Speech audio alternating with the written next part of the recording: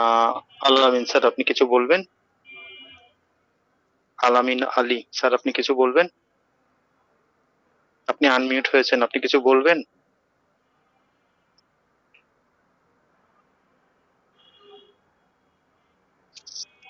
আমরা আমরা আজকের এই ক্লাসটি থেকে অনেক কিছু জানতে পারবো। তাদের এ যাবৎকাল ক্লাস যারা করেছেন তারা অবশ্যই জানেন স্যারের অনেক ইনফরমেটিভ ক্লাস হয়। এখান থেকে আমরা অনেক কিছু জানতে পারবো। একটু ধৈর্য ধরি আমরা। আমাদের মাঝে এখন পর্যন্ত 42 জন করে জয়েন হয়ে গিয়েছেন। আমরা একটু অপেক্ষা করি, আরো কিছু জন জয়েন হোক আমাদের মধ্যে। আমরা আজকে আমাদের ক্লাস শুরু করে দিতে চাচ্ছি।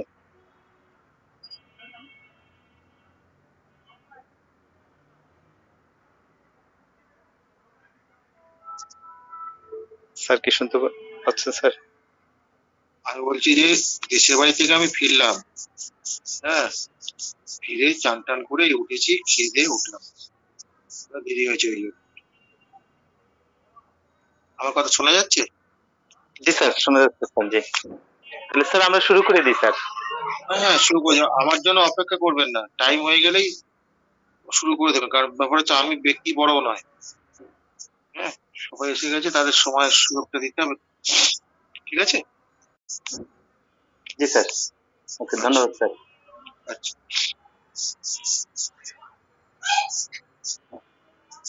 সম্মানিত সুধীবৃন্দ এবং আমাদের সার্ভেন্টদের অভিনন্দন আজকের হোমিও দর্পণ গ্রুপের 258তম ক্লাসে।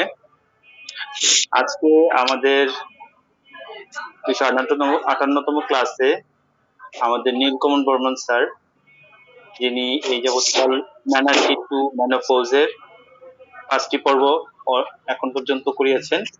আজকে তার 6ষ্ঠ পর্ব হলো।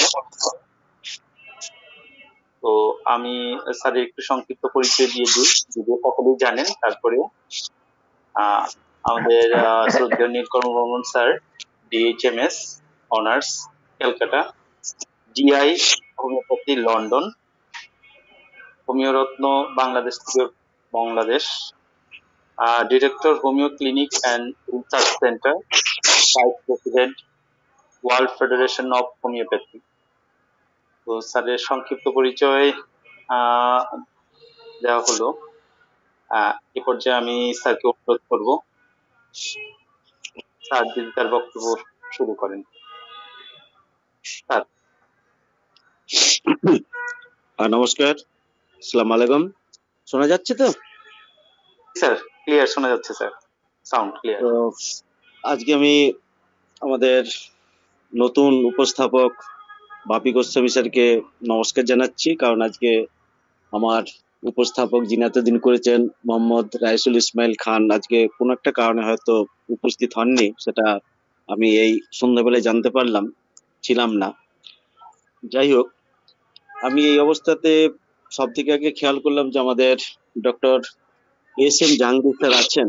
খুব ভালো লাগলো এই জন্যেই আমি গতকাল একটা প্রস্তাব রেখেছিলাম যে উনি অ্যাকচুয়ালি, আমি চেয়েছিলাম আজকে ব্রেস্ট ক্যান্সার এবং ব্রেস্ট টিউমার সম্বন্ধে বলার, পরে ভেবে দেখলাম যে জাহাঙ্গীর স্যার যতক্ষণ না ব্রেস্টের অ্যানাটমি এবং ফিজিওলজি সম্বন্ধে আমাদের এই ক্লাসে উপস্থাপনা করবেন, ততক্ষণ আমার ওটা বলাটা ঠিক যেন সুন্দরভাবে হবে না।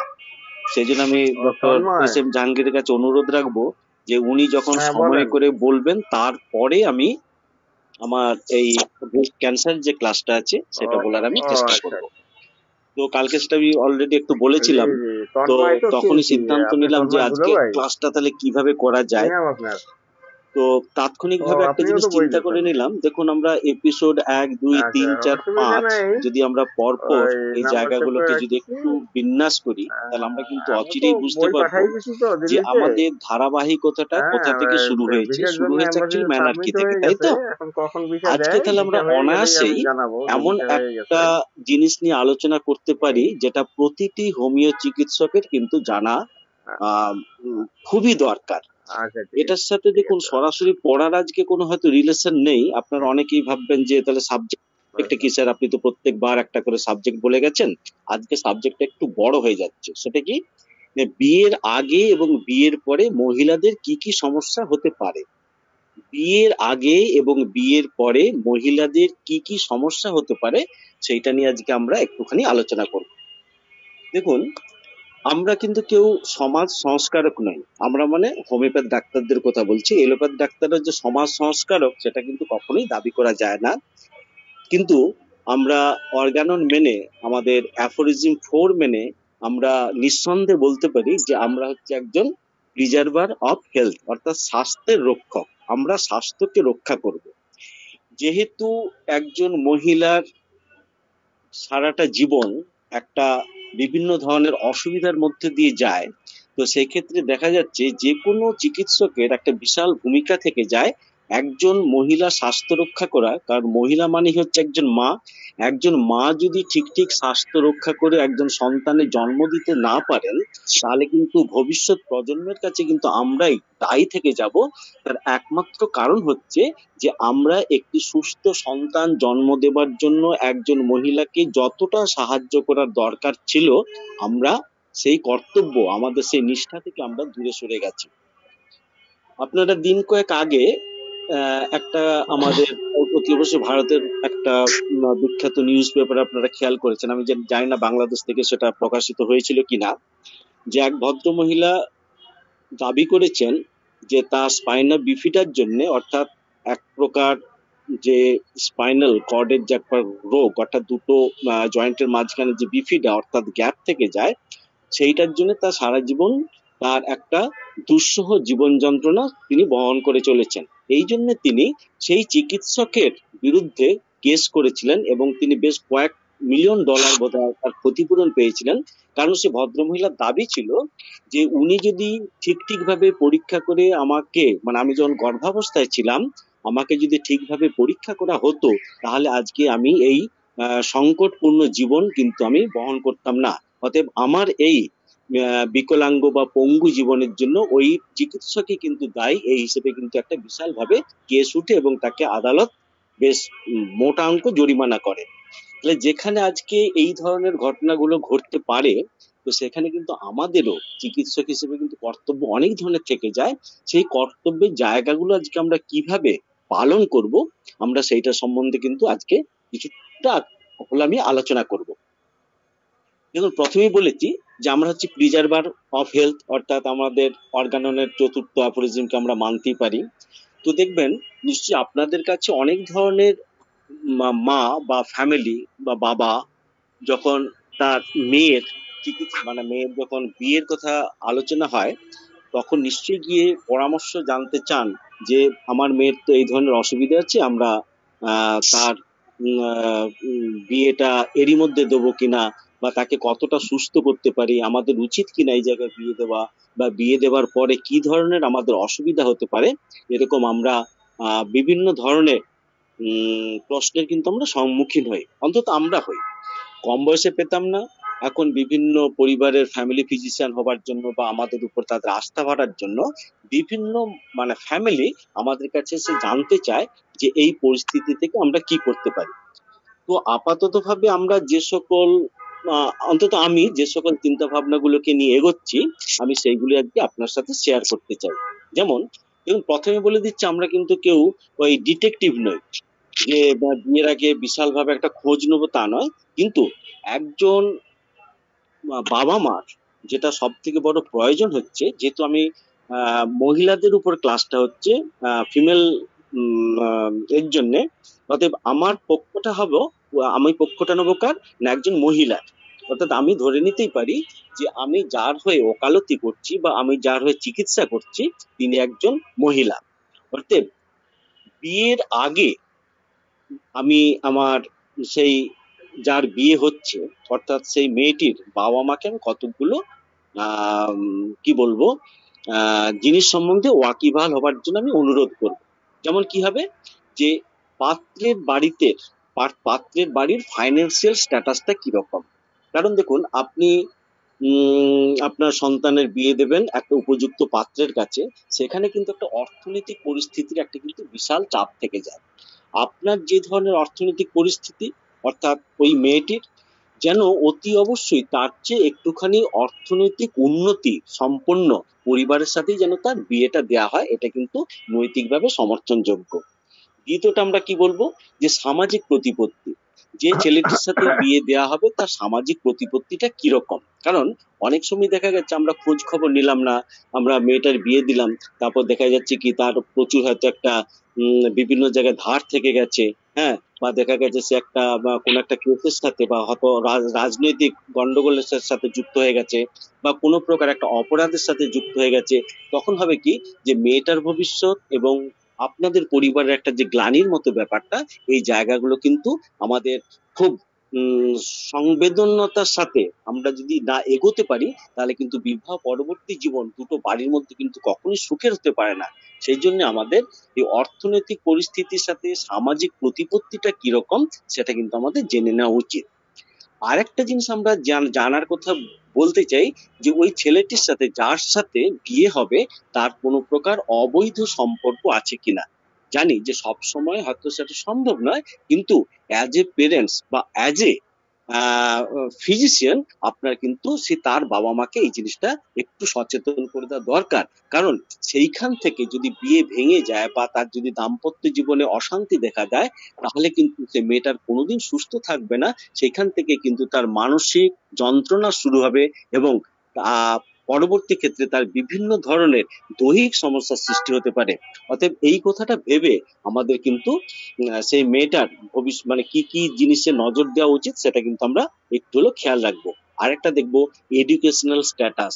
আমাদের অন্তত আমরা এই জায়গায় বঙ্গে যারা থাকি তারা এইটাতে বিশ্বাস করি যে স্ত্রীর শিক্ষাগত যোগ্যতার চেয়ে স্বামীর শিক্ষাগত যোগ্যতাটা একটু বেশি হওয়া ভালো। কেন, সেটার জন্য অনেক ধরনের যুক্তিতর্ক আছে, আমি সেটাতে যাব না।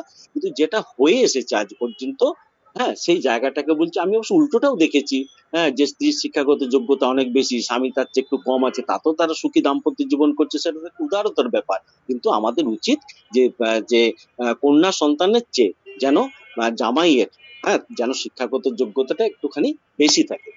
আরেকটা কি দেখুন মজার ব্যাপার, জব জব স্ট্যাটাস, এটা কিন্তু জানা উচিত। আপনার মেয়ে যদি কোনো জায়গায় কাজ করে তার জব স্ট্যাটাস, বা জামাই যার সাথে বিয়ে হচ্ছে তার যেন জব স্ট্যাটাসটা একটা সামঞ্জস্যপূর্ণ হয়।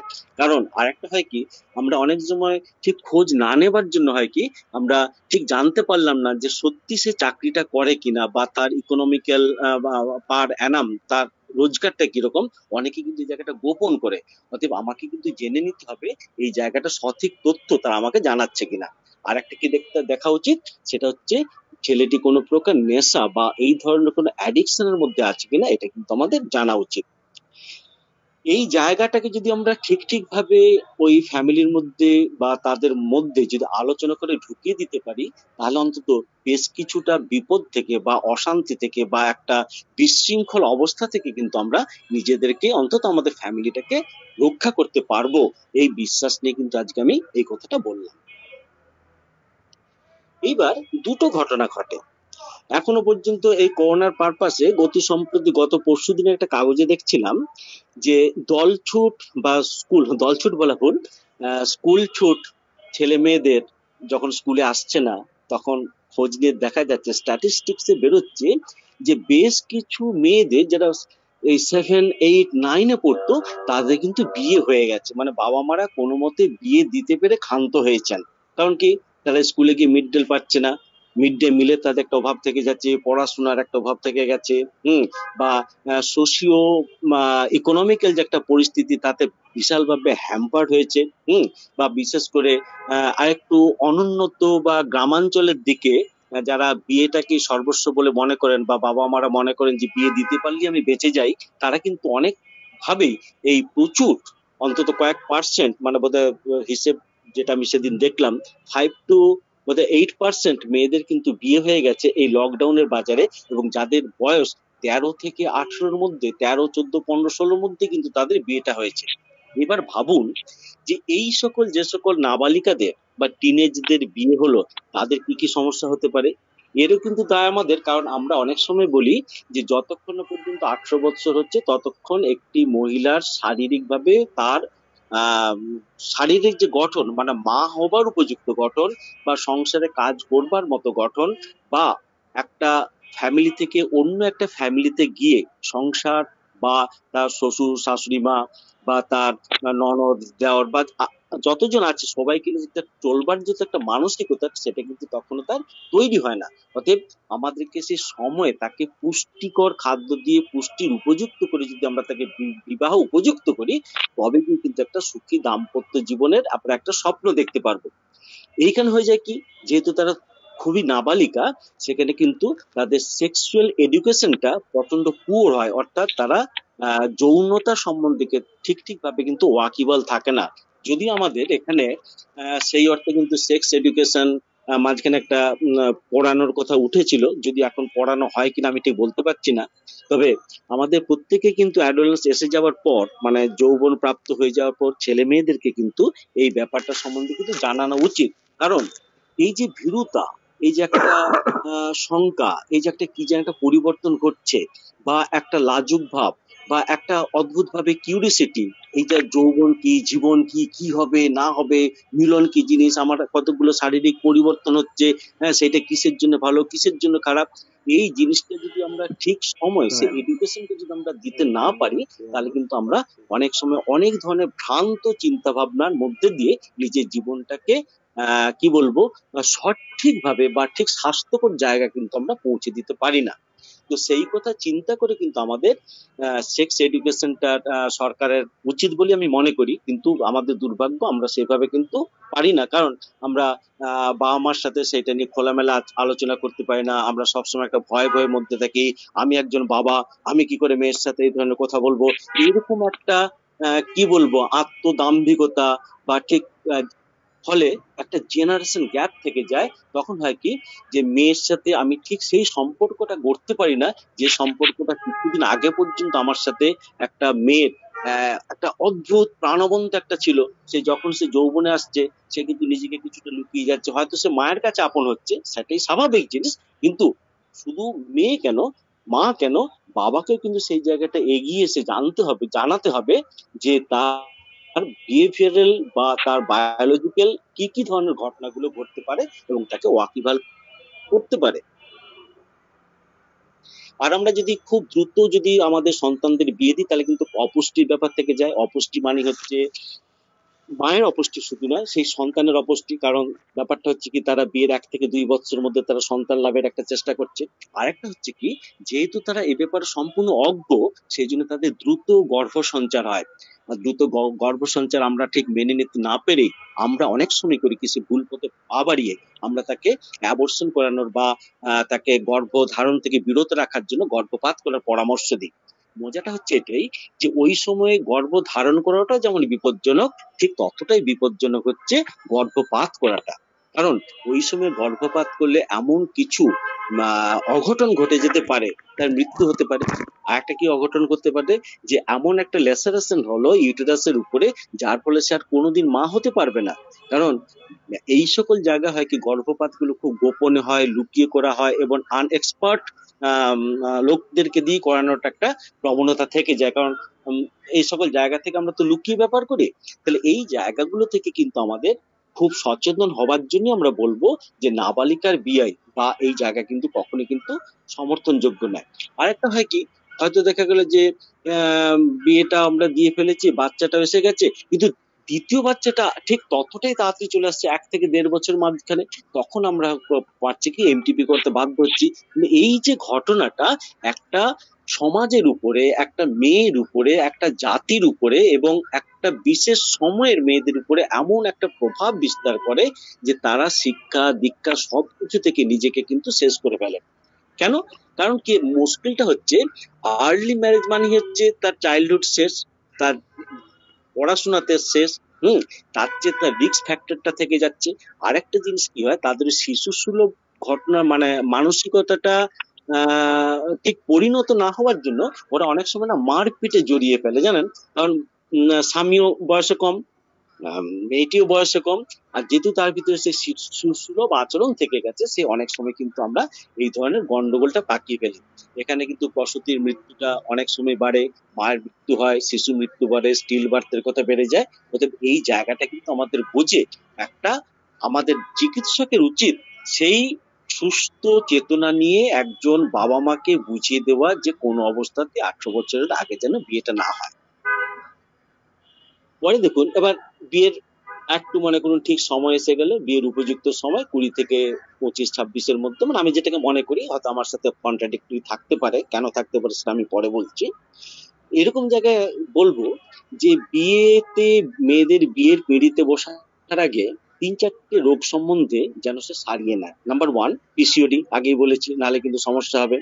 2 হচ্ছে ওবেসিটি, একটু স্থূলকায় হলে কিন্তু তার বিয়েতে পছন্দ করতে যেমন একটু অসুবিধে হবে, ঠিক তেমনি সন্তান ধারণের ক্ষেত্রে অসুবিধা হবে, বা দাম্পত্য জীবন বা কনজুগাল লাইফের জন্য অসুবিধা হবে। আরেকটা থেকে যাচ্ছে কি, থাইরয়েডের সমস্যা। এই বয়সে মেয়েদের থাইরয়েডের সমস্যাটা এত বেশি থাকে যে তার পরবর্তী ক্ষেত্রে অনেক ধরনের সমস্যা দেখা দিতে পারে।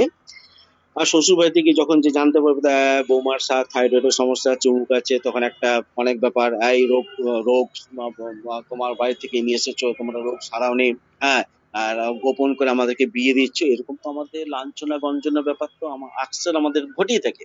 অতএব এই জায়গাগুলো থেকে বাঁচতে গেলে আমাদের কিন্তু এই ছোট ছোট জায়গাগুলোকে সম্বন্ধে সচেতন হতে হবে। আরেকটা জিনিস হয় এখানটায়, সেটা হচ্ছে নন কি বলবো প্রেগনেন্ট ওমেন, মানে যার সাথে বিয়ে হয়েছে এরকম কিছু কিছু মহিলাদের দেখতে পাওয়া যায় স্তনে দুগ্ধের সঞ্চার হয়, স্তনে দুগ্ধের সঞ্চার হয়।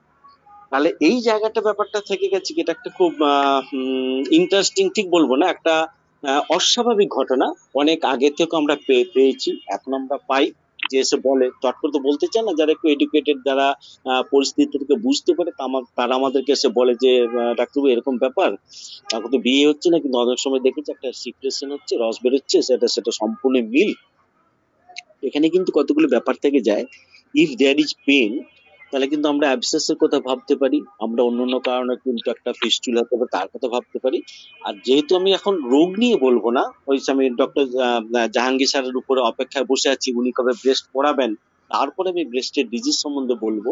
তার আগে যেটা বলতে পারি, এরকম কিছু কিছু ক্ষেত্রে নন প্রেগনেন্ট ওমেনদের কিন্তু বক্ষে, মানে এতে কিন্তু স্তনে কিন্তু দুধের সঞ্চার হয়। আপনারা যদি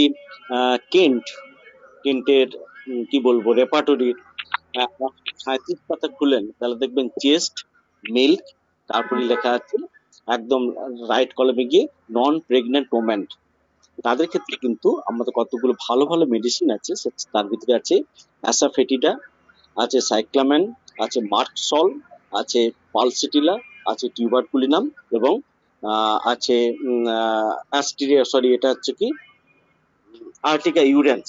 এই ধরনের মেডিসিন গুলো থেরাপিউটিক্যালি কিন্তু অনেক সময় ব্যবহার করা যায়। আর একদম কুমারী অবস্থায় যদি ব্রেস্টে যদি মিল্ক চলে আসে, তাহলে কিন্তু pulsatilla one of the best medicine. এটা সম্বন্ধে আমাদের একটু ওয়াকিবহাল হতে হবে। আমরা যে বিয়ের পিড়িতে যাবার আগে কিন্তু অন্তত এই জায়গাটাকে একটু সারিয়ে তোলার মতো আশ্বস্ত করতে পারবো বলে আমার বিশ্বাস। এবার দেখুন, বিয়েতে দেরি হলে তাহলে কি কি সমস্যা হবে। এটা তো বললাম যে ঠিক সময়ের বেড়ে বিয়ের। এবার দেখা যাচ্ছে, দেখুন বিয়েতে দেরি কাদের হয়, যাদের ক্ষেত্রে হয়তো হাইলি এডুকেটেড, বা চাকরি তাকে করতেই হবে, নাহলে তার সংসার চালানো যাচ্ছে না, বা আমার পক্ষে হয়তো সংসার চালানো এতদিন সম্ভব হয়নি, তো তাকে চাকরি করতেই হচ্ছে আমাদের। এইরকম জায়গায় আমরা কিন্তু কতগুলো এই দেরিতে বিয়ের, মানে কম বয়সী বিয়েতে যেরকম আমরা সমস্যা পেলাম, আমরা দেরিতে বিয়ে হলেও কিন্তু আমাদের অনেক ধরনের সমস্যা দেখা দিতে পারে মেয়েটির ক্ষেত্রে। সেখানে কিন্তু আপনাকে জানতে হবে, যে আপনাকে বুঝিয়ে বলতে হবে যে অযথা বিয়েতে দেরি করাটা উচিত নয়। একটা মজার কথা তো আমরা বলতে পারি যে তাড়াতাড়ি ভাই বিয়ে করো, মানে ঠিক সময় বিয়ে করো। তোমার যখন ছেলে পুলে হবে, তখন দেখবে পরিবারের যখন মা মাসি পিসি কাকিমারা যাদের মধ্যে আছে, তাদের মধ্যে তোমার ছেলে মেয়ে এত সুন্দরভাবে বেড়ে উঠবে যে তুমি বুঝতেই পারবে না যে তোমার কবে ছেলে মেয়ে হয়ে তারা বড় হয়ে গেল। কিন্তু যদি এই কনজুগেল লাইফটা যদি একটু একটু বেশি বয়সে গিয়ে হয়, তুমি আমি আমি তুমি, সংসার ছাড়া এখন হচ্ছে না, সব তো আউনি বাউনি সংসার, তুমি আমি আমি তুমি ছাড়া তারা কিছু নেই। তখন তারা না পারছে সন্তান নিতে, না পারছে তাদের সন্তানটিকে বড় করতে। হ্যাঁ, একটা বিদিকিচ্ছির একটা অবস্থায় পৌঁছে গিয়ে আজকে আমাদের এই একান্নবর্তী পরিবারগুলো ভাঙতে ভাঙতে কিন্তু ভাঙছেই না, একজন মহিলার স্বাস্থ্যটাকে কিন্তু নষ্ট করে দিচ্ছে, কারণ উপযুক্ত সময় উপযুক্ত জিনিস তো তারা পায়নি না। এই জায়গায় একটা ব্যাপার হয় কি, মেয়েদের কি হয় না, হিস্টেরিয়ার মতো একটা রোগ দেখা যায়। কথাটা হচ্ছে হিস্টেরিয়া। হিস্টেরিয়া যদি বাংলা মানে করা যায় তাহলে কি বলা যেতে পারে, সেদিন আমরা আলোচনা করছিলাম, তা থেকে উঠে এসেছিল, আমি বলতে পারি সেটা হচ্ছে আবেগ উন্মত্ততা। আবেগ উন্মত্ততা মানে যে জিনিসটার প্রতি তার আসক্তি, সেই জিনিসটাকে নিয়ে মেতে ওঠা। অর্থাৎ বলতে পারি, সে যখন হাসছে প্রচন্ড পরিমাণে হাসছে, সে যখন কাঁদছে প্রচন্ড পরিমাণে কাঁদছে, সে যখন কাকে জড়িয়ে ধরছে, সে দিক বিদিক তার কোনো চিন্তা ভাবনা নেই যে কাকে জড়িয়ে ধরবো, কাকে কি বলবো, কাকে কি বলতে হবে না, এরকম একটা সাইকোসোমাটিক ডিসঅর্ডার একটি মেয়ের ভিতরে কিন্তু পাওয়া যায়। আর কি আমরা পাবো না, তার ভিতরে পাবো বিহেভিয়ারাল অ্যাবনর্মালিটি, তার আচার ব্যবহারের ভিতরে এমন কত কিছু অসামঞ্জস্যতা, তাকে অসুস্থ বলে মনে হবে। তখন আমরা গ্রামের দিকে আমরা খুব ছোটবেলায় দেখেছিলাম, এই মেয়েটার বিয়ে হয়নি বলে জানিস তো, ওর জন্য হিস্টেরিয়া হয়েছে জানিস তো, এরকম শুনতাম কানাঘুষা। বাবা, হিস্টেরিয়া কি জিনিস আজকে বুঝতে পারি যে হিস্টেরিয়াটা কি জিনিস। আসলে গ্রিক ওয়ার্ড হিস্টেরিয়া, হিস্টেরা বলে একটা শব্দ আছে, যার মানে হচ্ছে ইউটেরাস। অর্থাৎ এই ইউটেরাসের ঠিক উপযুক্ত সময়ে ঠিক উপযুক্ত ঘটনাবলীর না ঘটার জন্য যে ধরনের ঘটনাগুলো ঘটে তাকে কিন্তু আমরা এই হিস্টেরিয়া বলতে পারি। আসলে কি, জননতন্ত্র তৈরি হয়েছে প্রোডাকশনের জন্য, সন্তান ধারণের জন্য, তারও তো একটা উপযুক্ত সময় আছে, একটা তো ম্যাচিওর টাইম আছে। অতএব সেও যখন সেই ফেনোমেনন গুলো, বায়োলজিক্যাল ফেনোমেনন গুলো হয় না, তখন কিছু সাইকোসোমাটিক অ্যাবনর্মালিটি দেখা যায়, সেইটাকে বলা হচ্ছে হিস্টেরিয়া। তাহলে একটা মেয়ের হিস্টেরিয়াটা হওয়া খুব স্বাভাবিক। যদিও বর্তমান সমাজে বা মডার্ন সায়েন্সে ছেলেদেরও কিন্তু হিস্টেরিয়া হচ্ছে, একথা কিন্তু বলছে। তখন কিন্তু ওই হিস্টেরা শব্দের সাথে ইউটেরাসের সাথে হয়তো মিলবে না, কিন্তু তাদের কি বলবো, যে ফেনোমেননটা মানে সাইন এন্ড সিমটমটা নিয়ার এবং সেম হওয়ার জন্য আমরা পুরুষদের হিস্টেরিয়া হয় সেটা কিন্তু আমরা মেনে নিয়েছি বা আমরা বলে থাকি। আরেকটা হয় কি, তখন তাদের প্রচন্ড অ্যাংজাইটি দেখা দেয়, আর একটা কি হয় যে ডিপ্রেশন দেখা দেয়।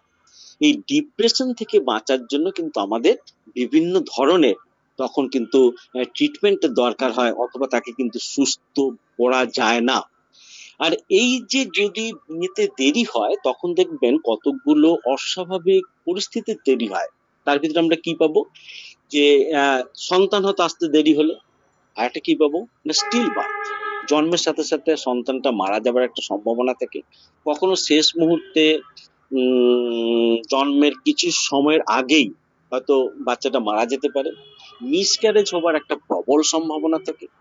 আর একটা কি দেখবো, যে এই যে অটিজম এবং ডাউন সিনড্রোম বলে যে দুটো মারাত্মক রোগ আমরা নিয়মিত পাই, অটিজম এবং ডাউন সিনড্রোম, এই দুটো হবার সম্ভাবনা তাদেরই বেশি হয় যারা দেরিতে বিয়ে করছেন। অর্থাৎ 30-40-এর কাছাকাছি বয়সে গিয়ে যাদের সন্তান হচ্ছে, তাতে কিন্তু অটিজমটা হয়। অটিজমের বাচ্চারা কিন্তু প্রথম ওই 3 থেকে 3.5 বছর আপনি কিছু বুঝতে পারবেন না, এটা তাদের এডিএইচডি, অর্থাৎ তাদের বিহেভিয়ারাল কতগুলো অ্যাবনর্মালিটি।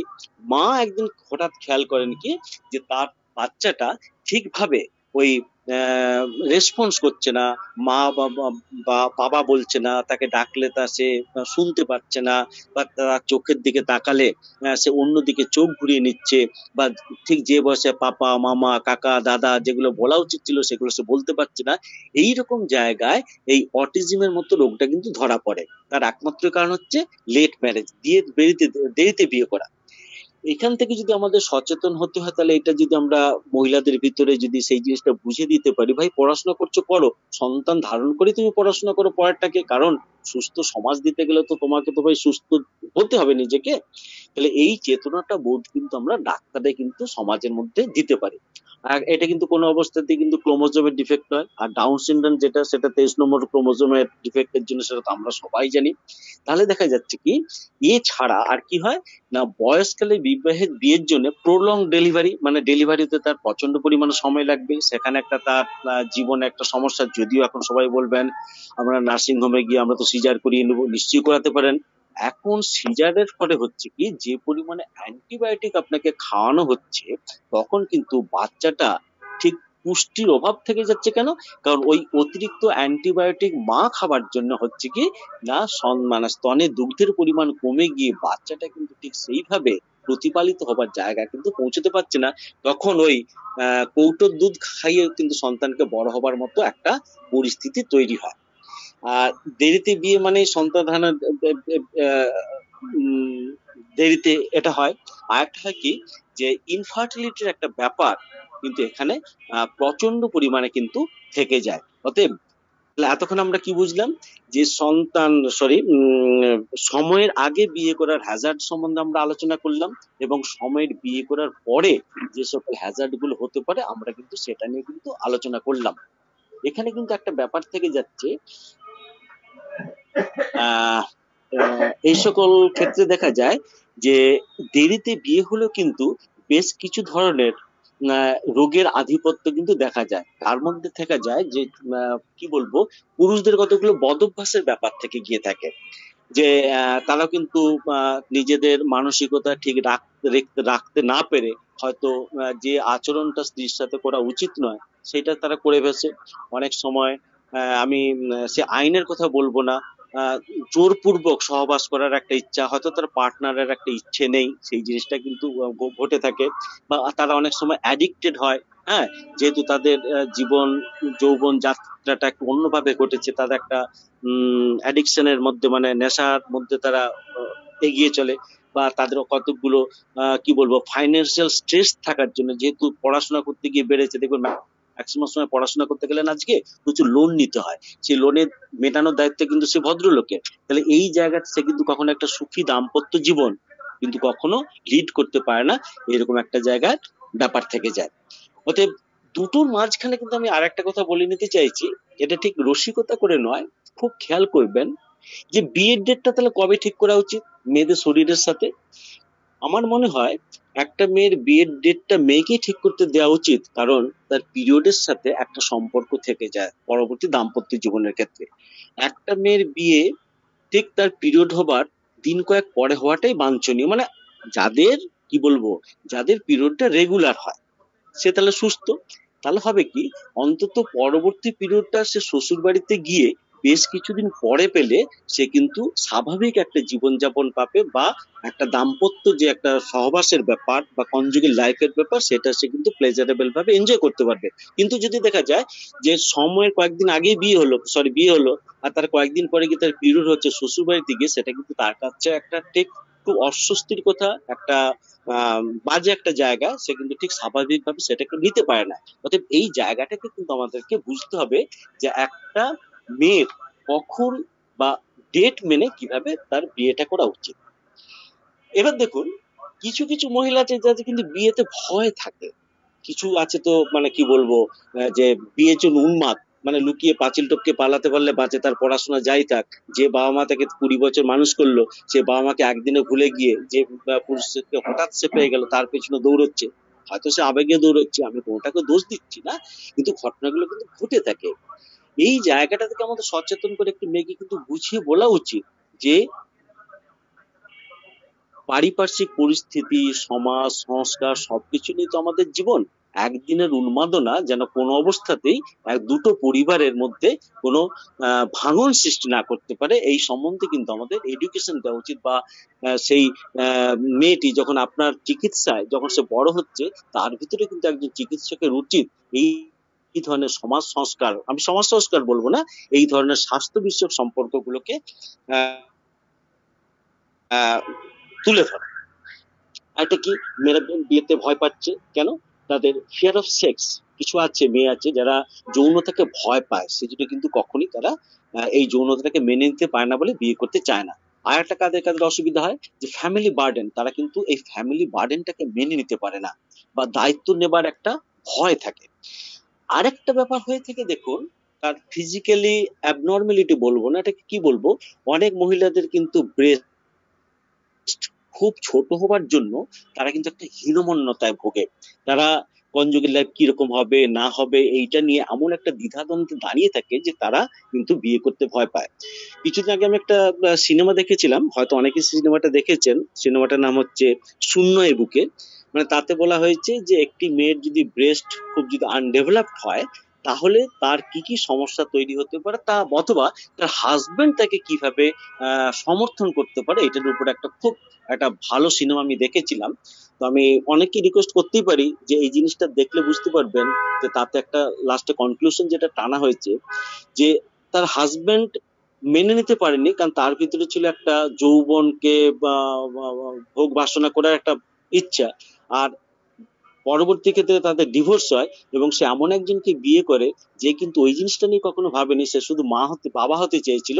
অতএব একটা ব্রেস্ট ছোট হলেও যে তার দাম্পত্য জীবনের অশান্তি হতে পারে, কিন্তু সন্তান ধারণের ক্ষেত্রে যে কোনো প্রকার অশান্তি হতে পারে না, সেই জিনিসটাই কিন্তু, সেই বার্তাটাই কিন্তু আমরা ওই সিনেমাটার মধ্যে পেয়েছিলাম। তো তখনই ভেবেছিলাম যে এইরকম জায়গায় আমাদের কি কোনো মেডিসিন আছে? হ্যাঁ আছে, আমরা দেখেছি। অতএব আপনারা সবাই জানেন, তবু মেডিসিনটাকে আলোচনার জন্য আমরা বলছি। সেটা হচ্ছে টিউবারকুলিনামে পাবেন, লাইকোপোডিয়ামে পাবেন, আয়োডামে পাবেন, এবং স্যাবাল সেলেটের মতো মেডিসিনে কিন্তু আমরা এই আনডেভেলপড ব্রেস্টের কথা আমরা পাই। এখানে আর আমরা কি পাবো, যে মেয়েদের বিয়েতে ভয় কেন? কারণ তাদের একটা রুগ্ন স্বাস্থ্য, হয়তো এক্সেস লিউকোরিয়া হয়, তার সে বলতে পারছে না, সেটার জন্য সে কিন্তু বিয়ে থেকে পিছিয়ে আসে। আর কি হার্সুটিজম, আগের দিনে আমরা আলোচনা করেছি যে অতিরিক্ত গোঁফদারি হবার জন্য সে শ্বশুরবাড়িতে গিয়ে লোকে কি বলবে না বলবে সেই জন্য একটু হীনমন্যতা ভোগে।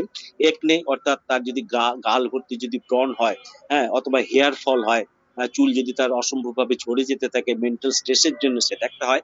আরেকটা মজার ব্যাপার থেকে যায়, সেটা হচ্ছে কণ্ঠস্বর। এই কণ্ঠস্বর যদি একটা মহিলার ঠিক সুন্দরভাবে না হয়ে থাকে, তাহলে কিন্তু সে ওই কি বলবো, তার বিয়ে হবে না তা না। রবীন্দ্রনাথ তো বলেছেন যতগুলো গলা আছে ততগুলো কানও আছে, মানে সেই গান শোনার মতো লোকও আছে। তাহলে কণ্ঠস্বর শোনার কোনো আপত্তি নেই, কিন্তু তার কণ্ঠের অভাবে সেই কিছু কিছু জায়গায় কিছু আমাদের কি বলবো এই ধরনের ঘটনাগুলো ঘটতে পারে বলে আমরা মনে করি। আরেকটা জিনিস আমরা দেখবো, সেটা হচ্ছে কি, কি বললাম, যে ছেলেদের যেরকম একটা সময় বিয়ে না হলে তাদের একটা মাস্টারবেশনের হ্যাবিট থাকে, অথবা তাদের চোখের কোণে কালি পড়ে যায়, বা স্পারমেটেরিয়ার মতো যখন রোগ দেখা দেয়, মেয়েদের ক্ষেত্রে কিন্তু কিছু কিছু ক্ষেত্রে এই ডিজায়ারটা এক্সেস হয়। তখন হয় কি ভায়োলেন্ট, তাদের ভায়োলেন্ট হয়, তারা অর্গানাজমে ভোগে, তারা কিন্তু মাস্টারবেশন করে। হ্যাঁ, তারাও কিন্তু একটা কি বলবো অস্বাভাবিক একটা আচরণ করে। হিস্টেরিয়ার সাথে সম্পর্ক হয় কিনা আমি ঠিক জানি না, সেটা আমাদের জাহাঙ্গীর স্যার বলতে পারবেন, কারণ ওই বায়োলজিক্যাল ফেনোমেননে কি ঘটে না ঘটে। তবে কেন্টের রেপার্টরির জেনাইটেলিয়া ফিমেল পেজ নাম্বার 717 যদি আমরা যাই, তাহলে কিন্তু আমরা দেখছি ডিজায়ার ভায়োলেন্ট অর্গাজম, মাস্টারবেশনের হ্যাবিট, ভার্জিন ইন উইডোদের, এরকম কতগুলো জায়গা কিন্তু খুব দুর্ধর্ষ কতগুলো মেডিসিনের কথা বলা আছে। তার ভিতরে আছে ক্যালকিরা কার্ব, বিউরেক্স, অরিগেনাম, ক্যালকিরা কার্ব, স্ট্যাফিসেগডিয়া। আর প্লাটিনার ব্যাপারটা তো আমরা সবাই জানি। প্লাটিনা আছে, জিঙ্ক আছে, হ্যাঁ, এপিস, অরিগেনামের মতো মেডিসিন গুলো কিন্তু আমরা ওই সময়, অর্থাৎ বিয়েতে যাতে দেরি হচ্ছে অথচ যারা পার্টনার পাচ্ছে না, হ্যাঁ, সেই সকল জায়গা কিন্তু আমরা এই মেডিসিনের গুলোর কথা কিন্তু আমরা ভাববো। এইবার দেখুন আর একটা সংকট এসে উপস্থিত হলো, সেটা কি না, বিয়ে দিতে যাচ্ছেন, খুব ভালো ব্যাপার, আমাদের তো ঠিকই দিচ্ছে, আমরা তো রক্ত পরীক্ষাকে বেশি প্রাধান্য দেবো। অতএব তখন আপনি একটি মেয়ের বা একটি ছেলের কি কি পরীক্ষা করতে দেবেন, এটা কিন্তু একজন চিকিৎসকের কিন্তু একটা মহান কর্তব্য, এবং এটাকে কিন্তু আমরা কখনই এড়িয়ে যেতে পারি না। আমরা বারবার বলবো যে ঠিকুজি পরীক্ষা নয়, আপনি রক্ত পরীক্ষা করুন। কারণ এমন কিছু বংশগত রোগ বা এমন কিছু ভয়াবহ রোগ থেকে গেছে, যেটা যদি ঠিক ভাবে বিয়েতে কি বলবো, এটাকে কি বলা যেতে পারে, যদি ঠিক বিয়ে না হয় তাহলে কিন্তু এই ধরনের অসুবিধাগুলো দেখা দিতে পারে। তার ভিতরে কি, এক নম্বর তো হচ্ছে থ্যালাসেমিয়া, আমরা সবাই জানি। হিমোগ্লোবিন ইলেকট্রোফোরেসিস টেস্ট করা হয়। অতএব বিয়ের আগে সব থেকে আগে বাধ্য করুন যে একটা কাপলকে এই ইলেকট্রোফোরেসিস টেস্ট তারা করেছে কিনা সেটা জানতে। আর কি, এটা হলো থ্যালাসেমিয়ার জন্য। আরেকটা টেস্ট আছে, সেটা হচ্ছে হিমাফিলিয়া কিন্তু একদম রক্তের আরেক ধরনের বিভৎস ধরনের রোগ, সেটাকে কিন্তু আমাদেরকে সচেতন হতে হবে। সেই জন্য আমাদের কিন্তু এই ধরনের টেস্ট গুলো করা উচিত। আমরা আর কি টেস্ট করতে দেবো, এইচবিএসএজি জিনিসটা কি না, হেপাটাইটিস বি বা এইচবিভি বলা হয়, সেই এইচবিভির টেস্ট আমরা করাতে পারি। আরেকটা দেখুন, হয়তো নৈতিকভাবে সমর্থন নয়, কিন্তু কিছুদিন আগে একটা কাগজে দেখেছিলাম এক ভদ্রলোক তার মেয়ের বিয়ে দেবে বলে তার জামাইয়ের কাছে তার স্পার্ম অ্যানালাইসিস রিপোর্ট চেয়েছে। তার দাবি হচ্ছে এটাই যে 2 দিন পরে যদি আমার মেয়ের কোনো অসুবিধা নেই, যদি ছেলের অসুবিধা থাকে তাহলে তো ভাই ডিভোর্স হবেই, তিনি তো আবার একে বিয়ে করতে যাবেন। এইরকম যে ঘটনাগুলো একটা সময় আমাদের পুরুষ শাসিত সমাজ যেভাবে মেয়েদের উপরে চাপ সৃষ্টি করে মানে একটা ভয়ঙ্কর জায়গায় মেয়েদেরকে অবদমিত করে ফেলেছিল, সেই জায়গা থেকে কিন্তু আজকে আমরা বেরিয়ে আসতে পেরেছি। যেমন কিরকম, যেমন মনে করুন পরপর 2টি কন্যা সন্তান হলো, মেয়েটাকে দোষ দেওয়া হলো, মেয়ের মাকে দোষ দেওয়া হলো, কারণ তুমি একটা সন্তানের জন্ম দাওনি, পুত্র সন্তানের জন্ম দাওনি। মুশকিলটা হচ্ছে এটাই, ওই পুত্র সন্তানের জন্য কিন্তু মহিলা দায়ী নয়, পুত্র সন্তানের জন্য দায়ী হচ্ছে পুরুষ মানুষটি, তার হাজবেন্ড, যার ভিতরে এক্স এবং ওয়াই ক্রোমোজোমের একটা ব্যাপার থেকে যায়। তাহলে সে ভদ্রলোক তো দাবি করতেই পারে যে 2 দিন পর তুমি যদি সন্তানের আমার যদি নাতিপুতি না দিতে পারো, তাহলে তোমারও কিন্তু উচিত কি না এই স্পার্ম অ্যানালাইসিস টেস্ট। অতএব এইটা এখন আইনত কতটা সমর্থনযোগ্য কিনা জানি না আমি, তবে আমরা কিন্তু ইউএসজি দেখে নেব। কেন দেখে নেব? পিসিওডির জন্য, পিসিওএস এর জন্য। আর একটা কথা হচ্ছে ভ্যাজানাল অ্যাট্রেসিয়া বলে একটা রোগ আছে, এটা কিন্তু একটা খুব ভয়ঙ্কর। আমরা বিভিন্ন ধরনের জার্নাল যখন পড়ি তখন ভাবি যে এত ধরনের অ্যাবনর্মালিটি আমরা তো পারি না, তখন আমাদেরকে অপেক্ষা করতে হয় সেই মডার্ন সায়েন্সের উপরে, যারা সার্জারির মাধ্যমে হোক বা অন্য কোনো প্রকার টেকনিক্যালি এই জায়গাটাকে কিন্তু উতরে দিতে পারে।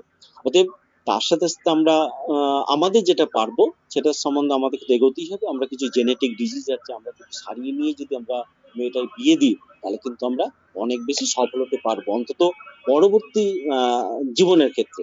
আর একটা কি টেস্ট করাতে দিবেন, সেটা হচ্ছে ব্লাড গ্রুপ এবং RH ফ্যাক্টর। তাছাড়া কিছু জেনেটিক্যালি ট্রান্সমিটেড কন্ডিশন টেস্ট আছে, যেটার মাধ্যমে আমরা হার্ট, কিডনি ক্যান্সার বা টিউবারকুলোসিসের মতো রোগ সেই ফ্যামিলিতে আছে কিনা বা সে পরবর্তী সময় এতে এফেক্টেড হবে কিনা, এটা কিন্তু আমরা জেনে নিতে পারি। আরেকটা জিনিস আছে, সেটা হচ্ছে হাই মায়োপিয়া, অর্থাৎ চোখের রোগ, মাইনাস পাওয়ার।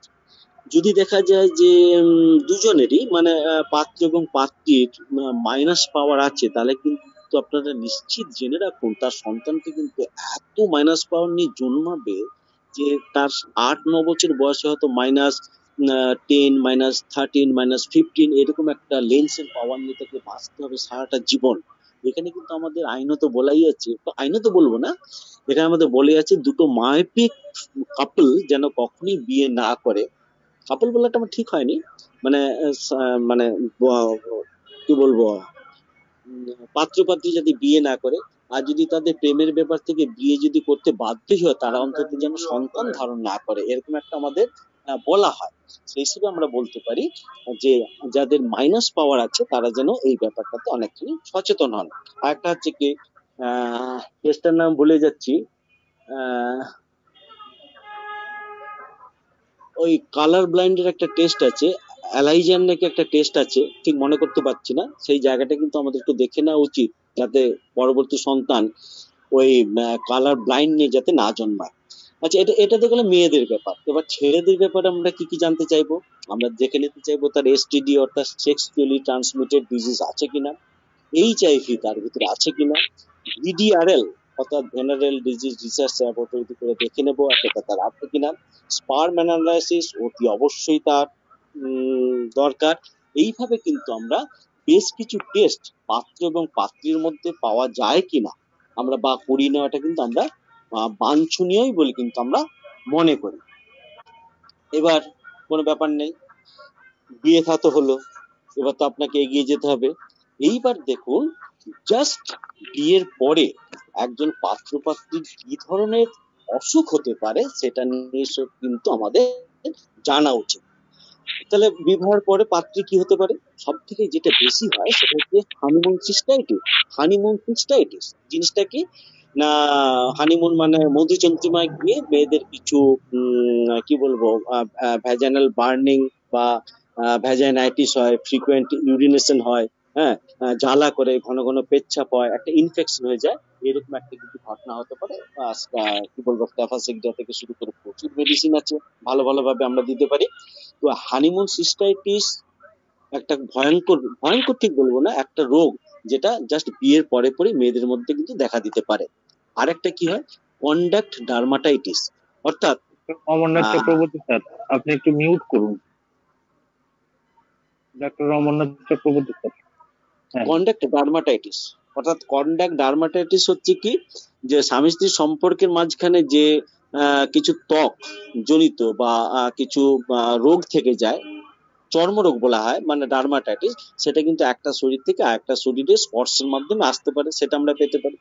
আর কি হতে পারে জাস্ট আফটার ম্যারেড, সেটা হচ্ছে গনোরিয়া হতে পারে, সিফিলিস হতে পারে, এইচআইভি হতে পারে, এইডস এর মতো জিনিসগুলো হতে পারে। হ্যাঁ, এই জায়গাগুলোতে কিন্তু আমাদের ওয়াকিবহাল থাকা উচিত, এবং আমরা যাতে বলে দিতে পারি যে এই ধরনের কোনো প্রকার সমস্যা হলে যেন সঙ্গে সঙ্গে আমরা চিকিৎসকের শরণাপন্ন হই। আর একটা কি হয়, সেটা হচ্ছে ইউটিআই, ইউরিনারি ট্র্যাক্ট ইনফেকশন, খুব কমন জিনিস, বিয়ের পরে খুব কমন জিনিস। আর কি হচ্ছে, জেনারেটাল হার্পিস বা এইচপিভি, অর্থাৎ যেটাকে বলেছে হিউম্যান প্যাপিলা ভাইরাসের দ্বারা আক্রান্ত হওয়া যে রোগগুলো হয়, সেটা হয়। ওয়ার্ট ইন জেনাইটালিয়া, অর্থাৎ যৌনাঙ্গে বেশ কিছু পরিমাণে ওয়ার্ট মানে হচ্ছে আঁচিল জাতীয় জিনিস হয়। ব্যাকটেরিয়াল ভ্যাজাইনাইটিস হতে পারে, দুর্গন্ধযুক্ত স্রাব হতে পারে। আর একটা হচ্ছে এনজিইউ বলা হয়, অর্থাৎ নন গনোরিয়াল ইউরেথ্রাইটিস, নন গনোরিয়াল ইউরেথ্রাইটিস। এই ধরনের সমস্যাগুলো কিন্তু আমরা প্রতিনিয়ত ওই ধরনের বিবাহ উত্তর জীবনে কিন্তু আমরা লক্ষ্য করে থাকি। তাহলে এই জায়গাগুলোকে কিন্তু আমাদের সচেতন হতে হবে। সেই সঙ্গে সঙ্গে দেখবেন ওই হ্যাপি কাপল কিছুদিন পরই এসে আপনাকে জানাতে চাইবে যে ডাক্তারবাবু, আমরা তো এর মধ্যে বাচ্চা নিতে চাইছি না, তো কি করা যায়, আগে খোঁজ নিন। একটা ভুল অনেকেই করে, ওই প্রথম অবস্থায় যেমন করে, বা আমাদের প্রলোভনে পরে হোক, যাইভাবে হোক, আমরা যেটা আমি একটু আগেই বলেছি যে কোনো অবস্থাতেই ফার্স্ট ইস্যুকে নষ্ট করবেন না। যদি উপরওয়ালা এই মানে যেটা দান করেছিলেন, দিয়েছিলেন নিজের হাতে, সেটা যদি আপনারা না নিয়ে থাকেন, তাহলে কিন্তু জীবনের কোনোদিন দ্বিতীয়বার নাও দিতে পারেন। অতএব সেইটুকু ভেবে, প্রকৃতির কথা মেনে আপনাদেরকে কিন্তু সেটাকে ফার্স্ট ইস্যুকে কোনোদিন নষ্ট না করার আমি উপদেশ বলবো না, আমি অনুরোধ করছি। এবং এটাও বলবো যে কখনই কোনো ভ্রূণ হত্যা করা উচিত নয়। হ্যাঁ, কিন্তু কিছু কিছু ক্ষেত্রে হয়তো সেটাকে মেনে নেওয়া হয়, বিজ্ঞানের জন্য মেনে নেওয়া হয়, স্বাস্থ্যের জন্য মেনে নেওয়া হয়, তাতে আমার কোনো আপত্তি নেই।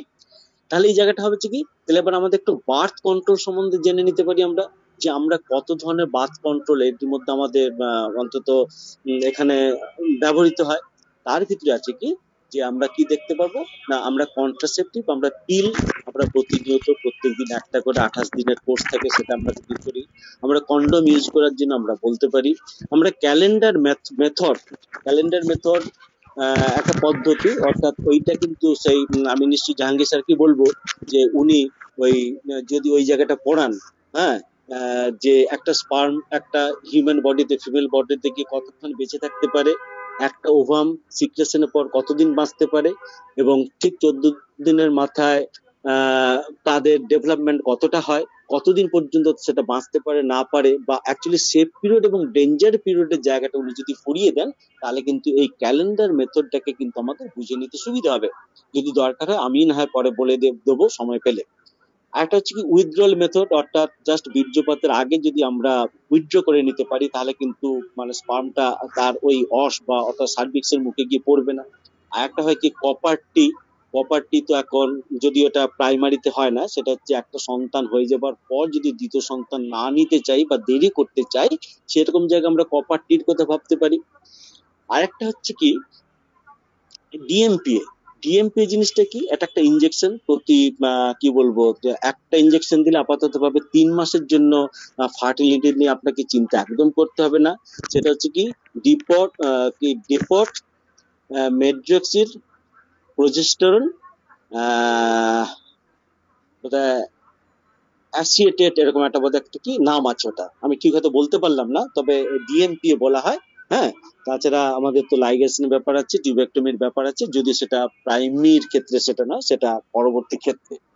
অতএব এইভাবে আমরা কিন্তু একটা বৈবাহিক জীবনের, একটা পরিবারের, বা কি বলবো, একটা সমাজের একটা সংস্কারক না হয়ে স্বাস্থ্যকে কিভাবে রাখা যেতে পারে, সেইটা জায়গা সম্বন্ধে কিন্তু একটা বিশাল ভূমিকা আমাদের থাকে, এবং আমরা এইভাবেই পালন করে আসি, এবং সেই জিনিসটা আমাদের কিন্তু নিয়মিত কিন্তু কিন্তু ভেবে দেখা উচিত।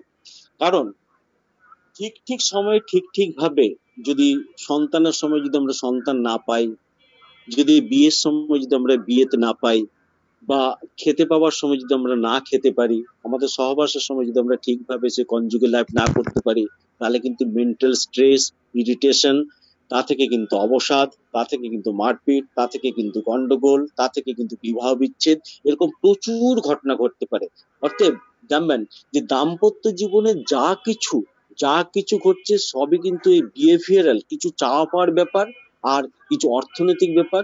আসলে আমরা কি চাই, কারো কাছে ভালোবাসাটা শুধু ভালোবাসায় তুমি আমি আমি তুমি, কারো কাছে ভালোবাসা হচ্ছে, দেখুন ভালোবাসাটা হয় অ্যাকচুয়ালি কম বয়সে, পরিণত বয়সে গিয়ে যখন হয় সেটা শুধু স্বার্থের ভালোবাসা হয়। বা আমরা বলতে পারি ওর কতটা ব্যাংক ব্যালেন্স আছে, ওকে বিয়ে করলে আমি সুখী হবো কিনা, ধুর ও তো এই জায়গাটা অসুবিধা আছে, ধুর ও তো বিরাট একান্নবর্তী পরিবারে থাকে।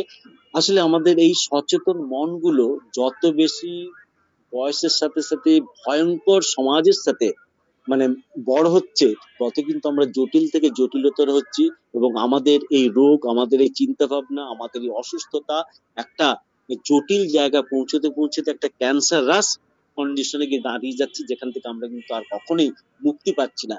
সেই জন্য প্রত্যেকটা মানুষের উচিত তাদের সুস্থ সুন্দর দাম্পত্য জীবন বহন করা, তার সাথে বাবা মা ভাই বোন সবাইকে নিয়ে মধুর ভাবে বাঁচার যে একটা স্বপ্ন, সেটাকে ফলবর্তী করা।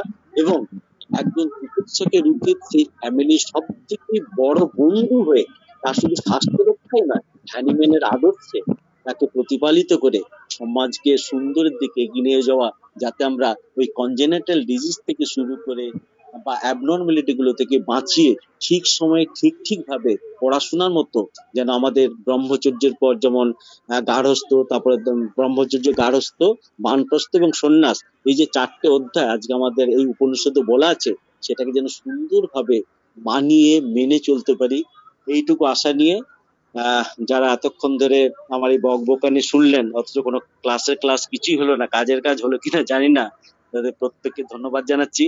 আপনারা, আমি যেভাবে সমাজকে বদলানোর জন্য চেষ্টা করেছি, যেভাবে চেষ্টা করি, আপনারা আসুন, আমরা যাতে একটা সুন্দর সমাজ দিতে পারি, একটা সমাজ তৈরি করতে পারি। কারণ আমাদের স্বামী বিবেকানন্দ তো অনেকবার বলেছেন, মাকে শিক্ষিত করতে না পারলে সন্তান কিন্তু কখনো সে শিক্ষিত হবে না, আর শিক্ষিত সন্তান না হলে কিন্তু আমরা সমাজটাকে তৈরি করতে পারবো না। এইটুকু বলে চিকিৎসকের দায়িত্ব আবার নতুন ভাবে আপনাদের মনের ভিতরে বীজ বপন করে আজকের মতো আমি বিদায় নিচ্ছি। নমস্কার, আপনার সবাই ভালো থাকুন। খোদা হাফেজ। ধন্যবাদ নীলকম স্যারকে এত সুন্দর করে আমাদের ডাক্তারদের ভূমিকা বুঝিয়ে দেওয়ার জন্য। আপনি সত্যি আজকে আমাদেরকে একটা সুন্দর একটা বিষয় উপহার দিলেন। আমরা অবশ্যই এটা থেকে অনেক অনেক কিছু শিখলাম, অনেক অনেক উপকৃত হলাম। আপনি এভাবে আমাদেরকে সমৃদ্ধ করে যাবেন। আপনাকে ধন্যবাদ। তো এই পর্যায়ে আমি শ্রদ্ধেয় শিক্ষকদেরকে অনুরোধ করব স্যারের এই বক্তব্যের সাথে আপনাদের অভিজ্ঞতা এবং আপনাদের আরো কিছু উপদেশ, যেগুলো আমাদের নবীনদের জন্য খুবই উপযোগী, তা হচ্ছে উপস্থাপন করার জন্য। এরপর যে আমি স্বপন বড়ে স্যারকে বলছি, স্যার যদি আপনি আপনার বক্তব্য দিয়ে আমাদেরকে একটু সমৃদ্ধ করেন। স্বপন বড়ে স্যার। স্যার একটা প্রশ্ন ছিল, পরে করবো স্যার?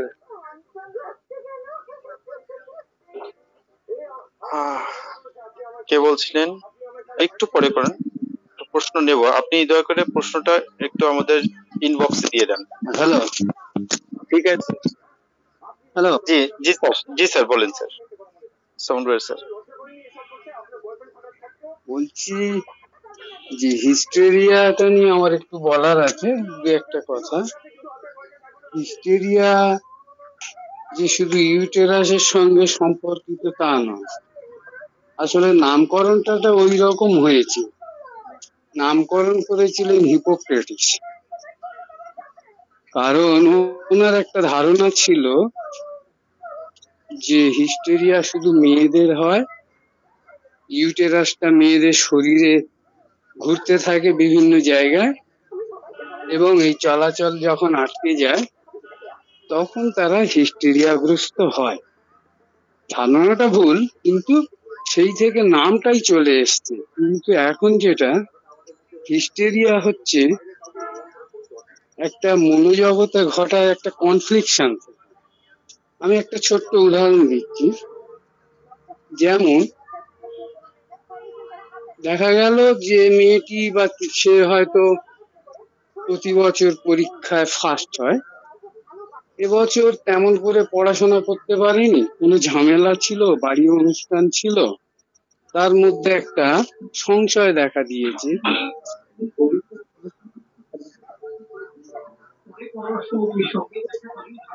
তার ভিতরে চাপা অন্তর্দ্বন্দ্ব কি করবে, পরীক্ষায় কি হবে, যদি ফেল করে যায় তাহলে তো সে খুব লজ্জায় পড়ে যাবে, বা ফার্স্ট না হতে পারলে খুব লজ্জায় পড়ে যাবে। ফলে তারপরে হঠাৎ একদিন সকালে দেখা গেল যে তার ডান হাতের বুড়ো আঙুলটা দেখা গেল প্যারালিসিসের কোনো কারণ নেই, একদম নার্ভ সব ঠিকঠাক আছে। তার মানে কি হলো, ওর অবচেতন মনে ওর এই টানাপোড়েনের একটা সমাধান করে দিল যে ওটা প্যারালিসিস হয়ে গেছে, সে কি করে পরীক্ষা দেবে। সে ইচ্ছে করে করলো না, কিন্তু এটা তার অবচেতন মন থেকে এইরকম একটা কন্ডিশন তৈরি করলো, তার ম্যানিফেস্টেশনটা হলো এইরূপ। আবার আরেকটা কেস বলতে পারি, তারা প্রেমে পড়েছে, তারপরে দুজনের মধ্যে একটা গন্ডগোল হয়েছে, হয়ে মেয়েটি ছেলেটির সঙ্গে কথা বলা বন্ধ দিয়ে দিয়েছে। তারপরে সকালে আবিষ্কার করা গেল যে ছেলেটি আর কথা বলতে পারছে না, তার চোখ দিয়ে শুধু টপ টপ করে জল আসছে। তার মানে সে ওর সঙ্গে ছাড়া যে কথা বলতে পারছে না, তার জীবনটা ব্যর্থ হয়ে গেছে, তাই তার যেন এটা ওখানে কথা বলতে পারছে না। তো এইরকম একটা ব্যাপার। আবার একটা ঘটনা দেখা গেল যে ছেলেটি পরীক্ষা দিতেও গিয়েছে, বসেছে, এবং তার বাবা শিক্ষক, সেই স্কুলেরই শিক্ষক, এবং খুব ভালো টুগলি ধরতে পারে। এই ছেলেটি টুগলি করছিল, কিন্তু অন্য একটি শিক্ষক সেটা ধরে ফেলে, ব্যাস ছেলেটি অজ্ঞান হয়ে গেল। তার মানে কি, এই সাডেন অনসেট হলো ঠিকই, কিন্তু তার এই কারণটা যে তার লজ্জার হাত থেকে তার অবচেতন মন তাকে রক্ষা করে দিল, এইরকম একটা কন্ডিশন করে। তো হিস্টেরিয়া এরকমও হয়, সবসময় উন্মাদ হবে, উন্মাদনা থাকবে তা নয়। হিস্টেরিয়াকে দুরকম ভাগ করা হয়েছে, একটা ডিসোসিয়েটিভ আর আরেকটা হচ্ছে কনভার্সন। এটা হলো কনভার্সনের কথা। এইটুকু বললাম, ধন্যবাদ সবাইকে। ধন্যবাদ স্যার। আসলেই আপনাদের বক্তব্যের মাধ্যমে আমরা অনেক সমৃদ্ধ হচ্ছি। এভাবে আমাদেরকে সমৃদ্ধ করার জন্য আপনাদেরকে ধন্যবাদ। এ পর্যায়ে আমি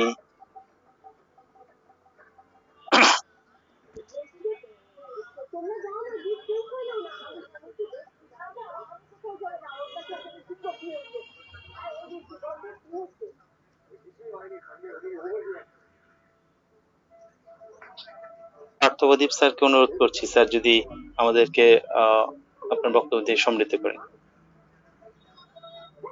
এখন বক্তব্যটা এক কথায় বলতে গেলে আর কি ওই মাখনে ছুরি দিয়ে কাটার মতো খুব স্মুথলি স্যার বলে গেছেন। নীলকমল স্যারকে অনেক ধন্যবাদ। আর এর সাথে আমাদের স্বপন যে খুব একটা সংযোজন করলো, খুব মূল্যবান সংযোজন।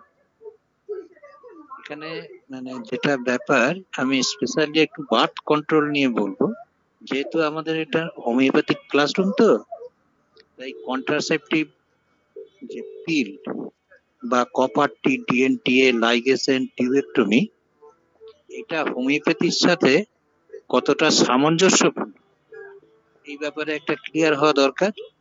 এছাড়া আরো যেগুলো কন্ডম বা ক্যালেন্ডার মেথড, উত্তর মেথড, এগুলো বার্থ কন্ট্রোলের জন্য হোমিওপ্যাথির সাথে হয়তো অতটা রিলেটেড না, কিন্তু কন্ট্রাসেপটিভ পিল, হিস্ট্রোজেন প্রজেস্টেরন, এই ব্যাপারটা তো থাকে। তো কপারটিও অনেক সময় একটা সমস্যা তৈরি করে। বা স্যার যে ডিএনটি এর কথা বললেন, এটা আমিও একটা শুনেছিলাম, এরকম কিছু ইনজেকশন এখন ওই ফ্যামিলি প্ল্যানিং মেথডের জন্য ব্যবহার করা এখন হচ্ছে কিনা জানি না, একটা সময় খুব হয়েছিল, 3 মাস 6 মাস করছে, এরকম একটা শোনা ছিল। এছাড়া লাইগেশন বা টিউবেক্টমি আমাদের তো সাধারণ স্বাস্থ্যবিধির জন্য এটা খুব সঠিক কিনা, কারণ এই যে যেখানে একটা, এখন অবশ্য অনেক মেথড হয়ে গেছে, কিন্তু একটা সার্জারি করতে গেলে সেখানে একটা সাইকোসিসের জন্মও নেয়, এরকম একটা ব্যাপার। এই ব্যাপারটা একটু ক্লিয়ার হওয়া দরকার। এছাড়া স্যার তো প্রচুর সুন্দর আলোচনা করেছেন। আর একটা কি, ওই হিস্টেরিয়ার সাথে একটা এপিলেপসির একটা ডিফারেন্সিয়েশনেরও একটা ব্যাপার থাকে আর কি। একটা অনেক সময় একটা এপিলেপসির সাথে হিস্টেরিয়া ডিফারেন্সটা করতে হয়। এটা এপিলেপসি কিন্তু একটা মানে এই মনোজগতের সাথে কতটা সম্পর্কিত, এটা যদি স্যার ক্লিয়ার করে দেন। যে অনেক আগে পড়া তো, একটা ডিফারেন্সের ব্যাপারটা আছে হিস্টেরিয়ার সাথে এপিলেপসি। ঠিক আছে, এইটুকু যে আমার একটা কনভারসেশনের জায়গা বা এইটুকু আমার মনে হলো, সেইটুকু বললাম। ধন্যবাদ। ধন্যবাদ স্যারকে। নীলকমল স্যার, যদি পার্থ স্যারের প্রশ্নগুলো আপনি একটু করতেন, সমাধান করতেন। হ্যাঁ, হিস্টেরিয়া আর এপিলেপসির ভিতরে অনেকটা পার্থক্যই আছে। এপিলেপসি মানে হচ্ছে তড়কা, যেটা আমরা বলে থাকি, সেটা ইইজি করলে কিন্তু তার একটা সিজার পাওয়া যায়, একটা অ্যাবনর্মালিটি পাওয়া যায়, এবং আমরা ফাইনালি ওই রিপোর্ট থেকে কিন্তু সেটা ধরতে পারি। আর এপিলেপসির সাথে মুখ দিয়ে থুতু ওঠা, অজ্ঞান হয়ে যাওয়া, বেশ কিছুক্ষণ অচেতন ভাবে থাকা, এগুলো থাকে। কিন্তু হিস্ট্রিয়াতে সম্ভবত এটা থাকে না। হিস্ট্রিয়া কখনো কনজেনিটাল ডিজিজ নয়, ভাইরাস এপিলেপসি এটা কিন্তু বাই বর্ন, মানে একদম ছোটবেলা থেকে হতে পারে, ইনজুরির জন্য হতে পারে। ইনজুরির জন্য কিন্তু কখনোই হিস্ট্রি হয় না। এভাবে ছোট ছোট ভাবে আমরা অনেকটাই আলোচনায় এসে আমরা কিন্তু পার্থক্যটা করতে পারি।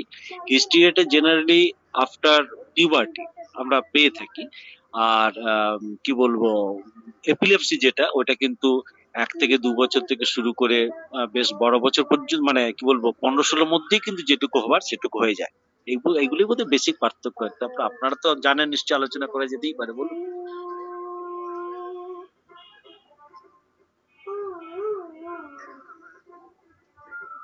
স্যার, যেটা ওই যে বার্থ কন্ট্রোলের ব্যাপারে এটাকে আর একটু শেয়ার করুন, যেগুলো আমার মনে হলো। এই যে কন্ট্রাসেপটিভ পিল বা আর যে মেথড গুলো রয়েছে, ডিএনটিএ, লাইগেশন, টিউবেক্টমি বা ওই যে হ্যালো এইসব গুলো সম্পর্কে।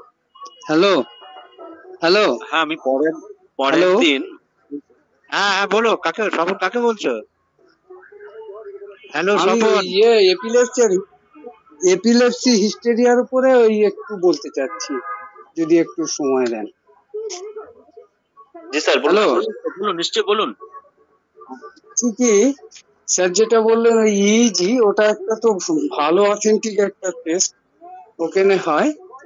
আর এপিলেপসি ফিটটা সিজার হয়, মানে প্যারক্সিজিমের মতো হয়, কিন্তু হিস্টেরিয়া অনেকক্ষণ অজ্ঞান হয়ে থাকতে পারে। আর হিস্টেরিয়ার অজ্ঞানটা কিন্তু বিপজ্জনক জায়গায় হয় না, সকলের সামনে হয়, কারণ ওর অবচেতন মন একটা সিম্প্যাথি ড্র করতে চায়, তো সেই জন্য যেখানে সেখানে হয় না। কিন্তু এপিলেপটিক ফিট যে কোনো জায়গায় হতে পারে, যার জন্য ইনজুরি হয়, সে আগুনে জলে কোথায় হবে তার ঠিক নেই। কিন্তু হিস্টেরিয়ার ফিট অমনটা হয় না। আর আরেকটা হচ্ছে, হিস্টেরিয়ার যখন সেন্স আসে সে কিন্তু নর্মাল, কিন্তু এপিলেপটিক ফিটটা যখন চলে যায়, সে যখন আবার নর্মালে আসে, তখন অনেক সময় সে ক্রাইম করে ফেলে, ক্রিমিনাল অ্যাটিটিউড তার মধ্যে ডেভেলপ করে খানিকক্ষণের জন্য, তারপর আবার ওটা ঠিক হয়ে যায়। এই একটা ডিফারেন্সিয়েশন আছে, এই মুহূর্তে মনে পড়ছে। আরো হয়তো অনেক কিছু আছে, এই মুহূর্তে মনে পড়ছে না। ধন্যবাদ স্যার। হ্যাঁ, ঠিকই বলেছেন স্যার, এটা আপনাকে সংযোজন করার জন্য ধন্যবাদ।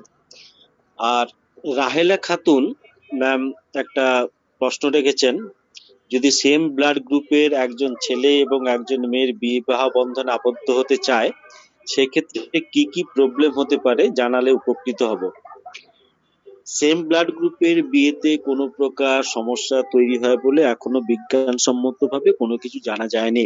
তবে মহিলাদের যদি RH ফ্যাক্টরটা যদি নেগেটিভ হয়ে গিয়ে থাকে তাহলে বেশ কিছু সমস্যা দেখা দেয়।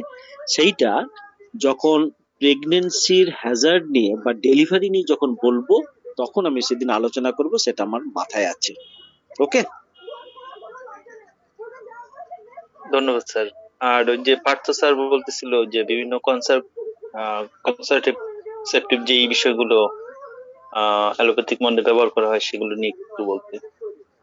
হ্যাঁ দেখুন, ব্যাপারটা হয়ে গেছে, দেখুন কন্ট্রাসেপটিভ পিল তাদের কথাটাই শ্রেষ্ঠ কিনা জানি না, তবে তাদের কথাটাই কিন্তু সবাই মেনে নেয়, কারণ সেটাতে ক্লাস করতাম ফার্স্ট ইয়ার সেকেন্ড ইয়ার, তখন আমাদের স্যারকে জিজ্ঞাসা করেছিলাম যে হোমিওপ্যাথিতে কোনো প্রকার কন্ট্রাসেপটিভের ব্যবস্থা আছে কিনা। স্যার হাসতে হাসতে কথা বলেছিলেন যে, খুব মনে আছে, আরে প্রকৃতির বিরোধিতা করা তো হোমিওপ্যাথির কাজ নয়, কেন ভাবছিস, ঠিক এইভাবেই বলেছিলেন। তারপর আমাদেরকে বলেছিলেন একটি মেডিসিনের কথা, ন্যাট্রামিউন নাকি যদি খাওয়ানো যায় 30, তাতে নাকি কন্ট্রাসেপটিভ কাজ হয়।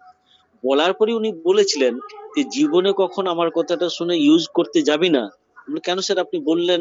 বলে এই জন্যই করে না, বাই চান্স যদি মিস হয় তোকে কিন্তু অনেকখানি ক্ষতিপূরণ দিতে হতে পারে, কারণ কন্ট্রাসেপটিভ পিল তোর উপরে ভরসা করে একজন খাচ্ছে সন্তান না আনার জন্য, যদি এসে যায় তা কিন্তু পুরো দায় দায়িত্ব কিন্তু তোর। অতএব never use such type of homeopathic contraceptive pill বলে উনি বলেছিলেন যে এটা তো কোনো প্রমাণিত সত্য নয়, অতএব কখনো এই জিনিসগুলো করা উচিত নয়। নন হোমিওপ্যাথিক ইউজের মতো স্যার তখন খুব ওই পরীক নিয়ে আলোচনা করতেন, বলতে নন হোমিওপ্যাথিক ইউজ বলতে একটা কথা আছে, পৃথিবীর সবকিছু তোর মতো করে ভাববি, এটা ভাবিস কেন? অতএব নন হোমিওপ্যাথিক ইউজকে যদি মানতে পারিস, যদি মেনে নেবার মতো থাকে, তাহলে কন্ট্রাসেপটিভ যাদের চিন্তা ভাবনা আছে তাদেরকেই রাখতে দে, তুই এতে মাথা ঘামাস না।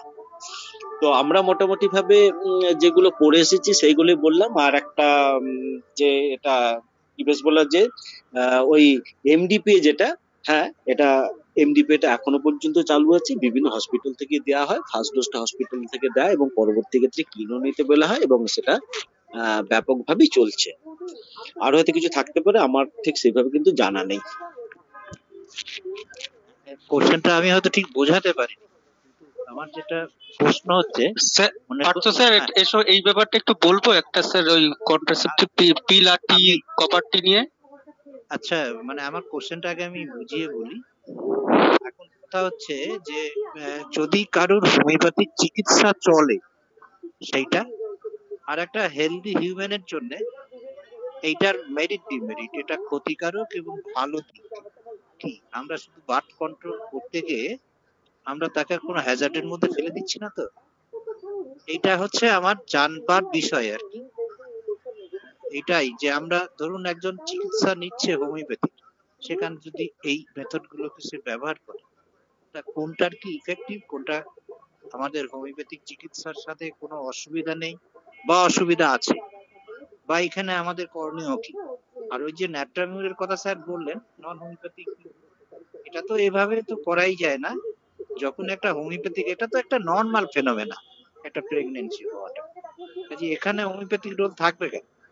হোমিওপ্যাথি রোল তো একটা প্রিন্সিপাল মেনে সিমিলিমা বেসিসে এইসব গুলো হয়, সেখানে তো একটা ডিজিজ ফেনোমেনা থাকবে, আমরা সেখানে একটা ট্রিটমেন্টের জায়গায় থাকবো, কাজে এখানে তো এইটা আসবে না। ঠিক আছে, কিন্তু আমার কোশ্চেনের জায়গাটা কি বোঝাতে পেরেছি স্যার? হ্যাঁ বোঝাতে পেরেছেন, কিন্তু পুরোটা এতটাই কন্ট্রাডিক্টরি, মানে কি বলবো বলুন তো, সেই এর মতো, সেই এটা কি বলা হয়, ডিবেট থাকে না, আমাকে যেটা নিয়ে বলতে বলবেন আমি সেটার পক্ষেই দাঁড়াতে পারি, আপনি যদি পক্ষে বলতে বলেন আমি পক্ষে বলবো, বিপক্ষে বলতে বললেও বিপক্ষে বলবো। অতএব আমার মনে হয় যে যে যার মতো করে বুঝে নেওয়াটাই বোধহয় ভালো।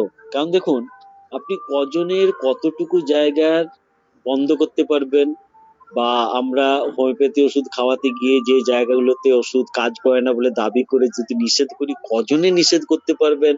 অতএব কি বলুন তো স্যার, ওই হাঁটতে হাঁটতে হেরে যেতে যেতে না, অনেক কিছু যেরকম আবদার মেনে নিতে হয়, আমার মনে হয় আমি বোধহয় অনেকটা জায়গাতে এই জায়গাগুলোকে আবদার মেনে নিয়েছি, রুগীরা খাচ্ছে খাক, আমি আর কি করব। ঠিক এইরকম যেন, হয়তো সমর্থনযোগ্য কিনা আমি জানি না, কিন্তু আমরা কিন্তু মানতে মানতে আমি একদম ঠিক মেনেই ফেলেছি বলতে পারেন। আমি আর এটা নিয়ে আর মাথা ঘামাই না। হয়তো আমার বলাটা সমর্থনযোগ্য হলো কিনা যায় না, তবে খুব দুঃখের সাথেই বলছি এটা, আমরা যেন আর পারছি না, আমরা কথা শোনাতে পারছি না, বা কথা শোনাতে গেলে রুগীটা চিকিৎসা থেকে বাইরে চলে যাবে, সেরকম হতে পারে একটা কিছু। আপনার তো অনেক সিনিয়র মোস্ট, আপনাদের অভিজ্ঞতা গুলো বলুন, আমরা একটু শুনি। Hello Nilkamal sir. হ্যাঁ বলুন, কে বলছেন? হ্যাঁ আমি স্যার প্রণব বৈদ্য বলছি। বলুন স্যার। বলছি স্যার, আমার একটা ওই আপনি হিস্টেরিয়া সম্বন্ধে যখন বলছিলেন তখন আমার একটা অন্যরকম ওসিডি, হ্যাঁ একটা মানে মানসিক যে রোগ, এবং তার সঙ্গে যে আমাদের ব্রেনের যে কেমিক্যাল, সেটা হচ্ছে ডিসব্যালেন্সের জন্য একটা সমস্যা তৈরি হচ্ছে, যে আমাদের সেরোটোনিন বা ডোপামিন এই জাতীয় যে কেমিক্যালস গুলো আছে আমাদের হোমিওপ্যাথিতে, এগুলো বৃদ্ধির মেডিসিন পার্টিকুলারলি কি আছে, নাকি স্যার কনস্টিটিউশনাল মেডিসিন দিয়ে কি এগুলোকে রিকভারি করা যায়? একটু যদি আমাকে একটু বলেন স্যার। টপিকটা তো অন্য। হ্যাঁ হ্যাঁ হ্যাঁ, ওসিডি তো হচ্ছে আলাদা জিনিস, অবসেসিভ কম্পালসারি ডিসঅর্ডার। ওটা একটা ডিজিজ, হিস্ট্রি একটা ডিজিজ, আলটিমেট ওটা তো একটা মানসিক বিশৃঙ্খলা। এবার দেখুন, স্পেসিফিক মেডিসিন না বলে এখানে কিন্তু দু ধরনের কনস্টিটিউশনাল হয়, একটা হচ্ছে ফিজিক্যাল কনস্টিটিউশন আর একটা হচ্ছে মেন্টাল কনস্টিটিউশন।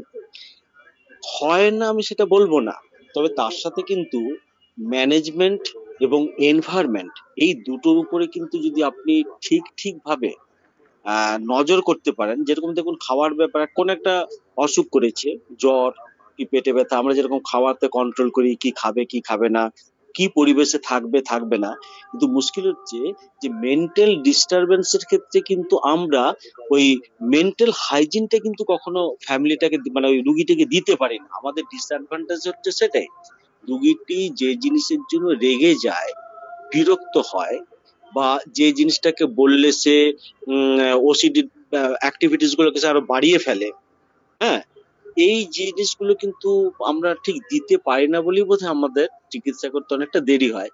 বা একটু আগে স্যার যেটা বলছিলেন, ওই কি বলবো হিস্ট্রির ব্যাপারটা, যে মানুষের কাছে সে একটা সহানুভূতি চায়, হ্যাঁ, তাহলে এইবার সেখানে যদি তাকে, বা অনেকে দেখবেন যে ভর করে, ঠাকুরের উপরে ভর করে, যে ঘটনাগুলো অস্বীকার তো করা যাচ্ছে না। আমরা তো কেন্ট খুলে হয়তো হ্যালুশন, ইলুশন এবং ডিলুশন ঠিক ক্লারিফিকেশন করে তো ওই জায়গায় পৌঁছতে পারি, কিন্তু আমরা কি সেই উপযুক্ত পরিবেশ, মানে মানসিক রোগীর উপযুক্ত পরিবেশটা দিতে পেরেছি?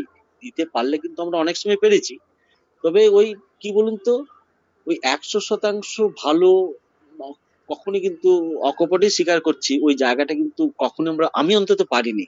কিছুটা ভালো থাকে, হ্যাঁ ঠিক আছে তাই হোক, হ্যাঁ ডাক্তার আমি তো দিলাম, সে মোটামুটি আছে, এইভাবেই চলে যাচ্ছে কি স্যার, এর বিষয়ে কিছু সাফল্য আছে বলে আমার মনে হয় না। হ্যাঁ স্যার, একটা কথা বলছিলাম যে আমাদের যে ওই ব্রেনে যে কেমিক্যালস গুলো যেগুলো আমাদের ডিপ্রেশন হঠাৎ খুব সাহায্য করে, এগুলোকে আমরা ধরো সুখী হরমোন বলি, আমাদের মুড বা বিহেভিয়ার কে খুব উন্নত করে, যেমন সেরোটোনিন, এন্ডোরফিন, ডোপামিন, এগুলো বলছি। যেমন ওদের যেরকম মানে অ্যালোপ্যাথিতে ওদের সেরোটোনিন লেভেল বৃদ্ধির জন্য যেমন একটা নির্দিষ্ট পার্টিকুলার ওদের ওষুধ, আমাদের হোমিওপ্যাথিতে পার্টিকুলার বলে কিছু নেই, সিমটম বেসিস ওষুধ। তো বলছি স্যার, এরকম সেরোটোনিন লেভেলকে বাড়াবার জন্য আমাদের হোমিওপ্যাথিতে বেশ কি মেডিসিন হতে পারে, মানে পার্টিকুলারলি কোন জাতীয় মেডিসিন মানে হলে এরকম লেভেলটাকে হাই করা যায়, একটু দেখুন, এই বিষয়ে।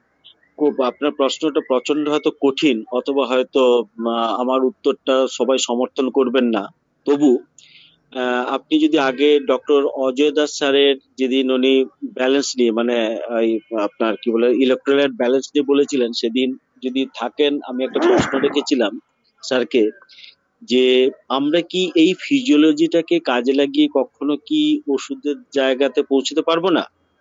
এই প্রশ্নটা কিন্তু আমিও সেদিন রেখেছিলাম। আজকে আপনি যেটা বলছেন ঠিক এই একই জিনিস। আসলে দেখুন, হোমিওপ্যাথি নীতি মেনে আপনি যদি ওই জায়গাগুলোকে যদি কোনো স্পেসিফিক মেডিসিন আনতে পারেন, বা অনেকগুলো দিয়ে আপনি যদি প্রমাণ করতে পারেন তাহলে হয়তো সেটা সমর্থনযোগ্য হলেও হতে পারে। কারণ দেখুন, ক্লিনিক্যাল বেসড প্রেসক্রিপশন তো আমরা পেয়েছি, আমরা তো অর্গান বেসড প্রেসক্রিপশন পাই, আমরা তো প্যাথোলজি বেসড প্রেসক্রিপশন পাই। কিন্তু মুশকিল হচ্ছে, হয়তো অনেকে সেটা সমর্থন করবেন না, তবে আমি আপনাকে উৎসাহিত করব এটা বলেই যে এই যে নতুন ভাবে ভাবছেন, চলুন না নতুন ভাবে যদি কাজ করা যায় এবং হ্যানিম্যানকে সামনে রেখে কোনোভাবে নীতির পরিবর্তন না করে। এখনো কিন্তু অনেক গবেষণার বাকি আছে দাদা, এখনো কিন্তু নতুন ভাবে আমরা যদি ভাবতে পারি, আমার মনে হয় এই ধরনের ডিজিজে শুধু এই লক্ষণকে না মেনে লক্ষণের সাথে আরো যেভাবে আজকে মডার্ন সায়েন্স এগিয়ে চলেছে তাদের যোগ্যতা দিয়ে আমরা হয়তো পারবো। হয়তো চিন্তা ভাবনা পার্থক্য আসতে পারে, কিন্তু সাফল্য নিশ্চয় আমরা একদিন পাবো। আমি তো আপনাকে অভিনন্দন জানাচ্ছি যে এরকম একটা ভাবুন, বা আমরা একটা ক্লাস করি, বা আমরা একসাথে মিলিত হই, যাতে এই ধরনের জিনিসগুলোকে আমরা আদান প্রদান করতে পারবো। হ্যাঁ, আমরা সিনিয়রদের কি পাবো, জুনিয়রদের কি পাবো, চলুন এগিয়ে চলি। এই ধরনের প্রিন্সিপাল আমি খুব মানে মানে হয়তো অনেকের দ্বিমত থাকতে পারে, কিন্তু আমাদের হোমিওপ্যাথিতে বিভিন্ন লোকের বিভিন্ন মতাদর্শ থাকে। তো তো আমার মতাদর্শ অনুযায়ী আমরা এইভাবে যদি একটু ভাবি, মানে প্যাথোলজিক্যাল চেঞ্জের উপরে যদি আমরা ভাবি বা মডার্ন সায়েন্সের কথা যদি ভাবি, আপনার কেউ ফলো করুক আর না, আমি সেটা আমার পার্সোনালি ব্যাপার। আপনার বইগুলো আমি দেখেছি বা ফলোয়ার্স করি, আমার খুব ভালো লাগে। এবং আমি এই ধরনের, এবং আমার যে আরেকজন গুরু স্যার আছে, তিনিও এই ধরনেরও জিনিসগুলো দেন। তিনি আমাদের বলছেন যে আমাদের সেরোটোনিন বলে এক ধরনের ওষুধ আবিষ্কার হয়েছে, যেটা ওই 50 মিনিটস হলে 0/1 0/2 এই ধরনের কিছু ওষুধ নতুন নতুন আবিষ্কার হচ্ছে, যে ওষুধগুলো সম্বন্ধে আমরা হয়তো এখনো নলেজেবল নাই, এবং সব জায়গায় এটা পাওয়া যায় না, এটা অর্ডার দিলে অনেক দেরিতে করে পাওয়া যায়। না, সেগুলো একটা নিয়ে আমরা একটা বিশেষ কোম্পানি এই ধরনের অনেক ওষুধ করেছে। আমিও বিভিন্ন সময়ে সেটা বিভিন্ন স্কেলে, ডেসিমেল স্কেলে পাই না, সেন্টিসিমাল স্কেলে এবং কি বলবো 50 মিলিসিমাল স্কেলে ইউজ করেছি। কোনো ক্ষেত্রে উপকার পেয়েছি, কোনো ক্ষেত্রে পাচ্ছি না। আসলে মুশকিল কি জানেন তো, ওই একা তো গবেষণা হয় না, ওই একটি ছোট্ট চেম্বারে বসে ওই 2-4টে বই পড়ে তো হয় না। একসাথে মাস পিপিল যদি আমরা একসাথে 50 থেকে 60 জন বিভিন্ন জায়গায় এটাকে নিয়ে যদি গবেষণা করি এবং একইভাবে যদি একই মানে সিদ্ধান্ত উপনীত হতে পারি, তখন সেটাকে করা যায়। কারণ আমাদের এমনি একটা নর্মস এর মধ্যে আছে, মিনিমাম 37টা কি 38টা কেস আপনাকে প্রমাণ করতে হবে বিভিন্ন ভাবে দিয়ে, সেটা অন্য জায়গার ব্যাপার। কিন্তু এগোনো যেতে পারে, হ্যাঁ নিশ্চয়ই আমরা এগোবো, কিন্তু আসলে ঠিক সেইভাবে জুটি পাচ্ছি না, বা সেই সাহস দেখাতে পারছি না, বা বলতে পারেন যে সে সঙ্গ পাচ্ছি না। হ্যাঁ, আমরা তো স্যার হ্যানিম্যানের নীতি অবশ্যই ফলো করব। তার সাথে সাথে মডার্ন সায়েন্সের যে ব্যাপারটা এখন নতুন নতুন যেগুলো আমাদের আবিষ্কার হচ্ছে, সেটা দিয়ে আমরা অ্যাপ্লিকেশন করে যদি আমরা দেখি যে এতে ইমপ্রুভ করা যাচ্ছে এবং এতে রোগী ভালো থাকে বা থাকছে, সেটাও খুব ভালো। মানে আমি আলোচনা হতে পারে। আজকে তো ক্লাস, আজকে অনুরোধ করছি ক্লাসে ফিরে আসুন। হ্যাঁ, ক্লাস নিয়ে আলোচনা হোক, পরে কিন্তু হবে। হ্যাঁ, ওকে। নীলকমল স্যারকে স্যার একটা প্রশ্ন করব। কে বলছেন স্যার? স্যার আমি অনুপম বলছিলাম, স্যার অনুপম রায়। হ্যাঁ বলুন স্যার। হ্যাঁ হ্যাঁ স্যার বলছিলাম কি, কন্ট্রাসেপটিভ পিল নিয়ে কথা হচ্ছিল স্যার, এটা অ্যাকচুয়ালি তৈরি কি দিয়ে স্যার, একটু যদি বলেন। এই ভাই, ওটা আমি জানি না স্যার। এটা আমি যদি খুব ভুল না করি অ্যান্টি প্রজেস্টেরন কিছু কি? হ্যাঁ ওই ধরনের, কিন্তু কিভাবে হয়, কিভাবে সিনথেসিস করে, ওটা আমার জানা নেই। আপনি আমাকে হোমিওপ্যাথিক ওষুধ নিয়ে বলুন, আমি চেষ্টা স্যার করবো। তাহলে আমার দুটো কথা বলার আছে এর মধ্যে, মানে এই অ্যান্টি প্রজেস্টেরন যেহেতু আমি বললাম, কারণ আমি সব সময় দেখি অ্যালোপ্যাথিক ডাক্তাররা যখন মা হতে যাচ্ছেন মহিলারা, বা যখন পিসিওডি তে ভুগছেন, তখন তারা প্রজেস্টেরন হরমোনটাকে ভীষণ ভাবে ইনজেক্ট করেন, এবং তাহলে এর বিপরীত যখন ওটা অ্যান্টি প্রজেস্টেরন কিছু হবে স্যার, তাহলে সেটাই যদি হয়, আমাদের মহিলারা হচ্ছে হরমোনের খেলা শরীরে, যেটা আপনি পড়াতে কি বারবার বলেছেন, কোনোটা কম অ্যান্টি মানে প্রজেস্টেরন এবং যেগুলো আরগুলো রয়েছে সেগুলোর খেলা। তো সেই জায়গায় যদি আমি ক্রমাগত স্যার এই কন্ট্রাসেপটিভ পিল গুলো খাই, তাহলে অকারণে আমাদের শরীরে স্যার প্রজেস্টেরনটা ঢুকছে। এই যে বাইরে থেকে ঢুকছে স্যার, তার তো একটা এফেক্ট থাকে শরীরের মধ্যে। অনেক ক্ষেত্রেই দেখা যায় যে এই ওষুধটা, স্যার আমি জানি না কতটা ঠিক বলছি, আমি যতদূর শুনেছি, দীর্ঘদিন চালানোর পরে যারা লেট প্রেগনেন্সিতে আছে, নিতে চায়, তাদের সেই জায়গাটা আর আসে না।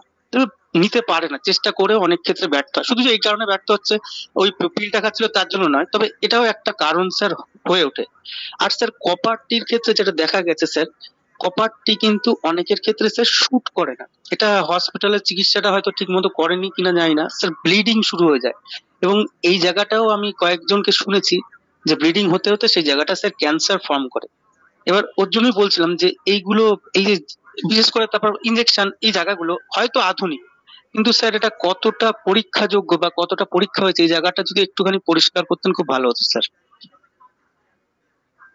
মেডিকেল সায়েন্সের আগের দিনে বলেছিলাম, medical science is an ever changing science. প্রত্যেকটা দিন প্রত্যেকটা ধারণার আমরা জন্ম দিচ্ছি, প্রত্যেকটা দিন সেই ধারণাটার মৃত্যু ঘটছে।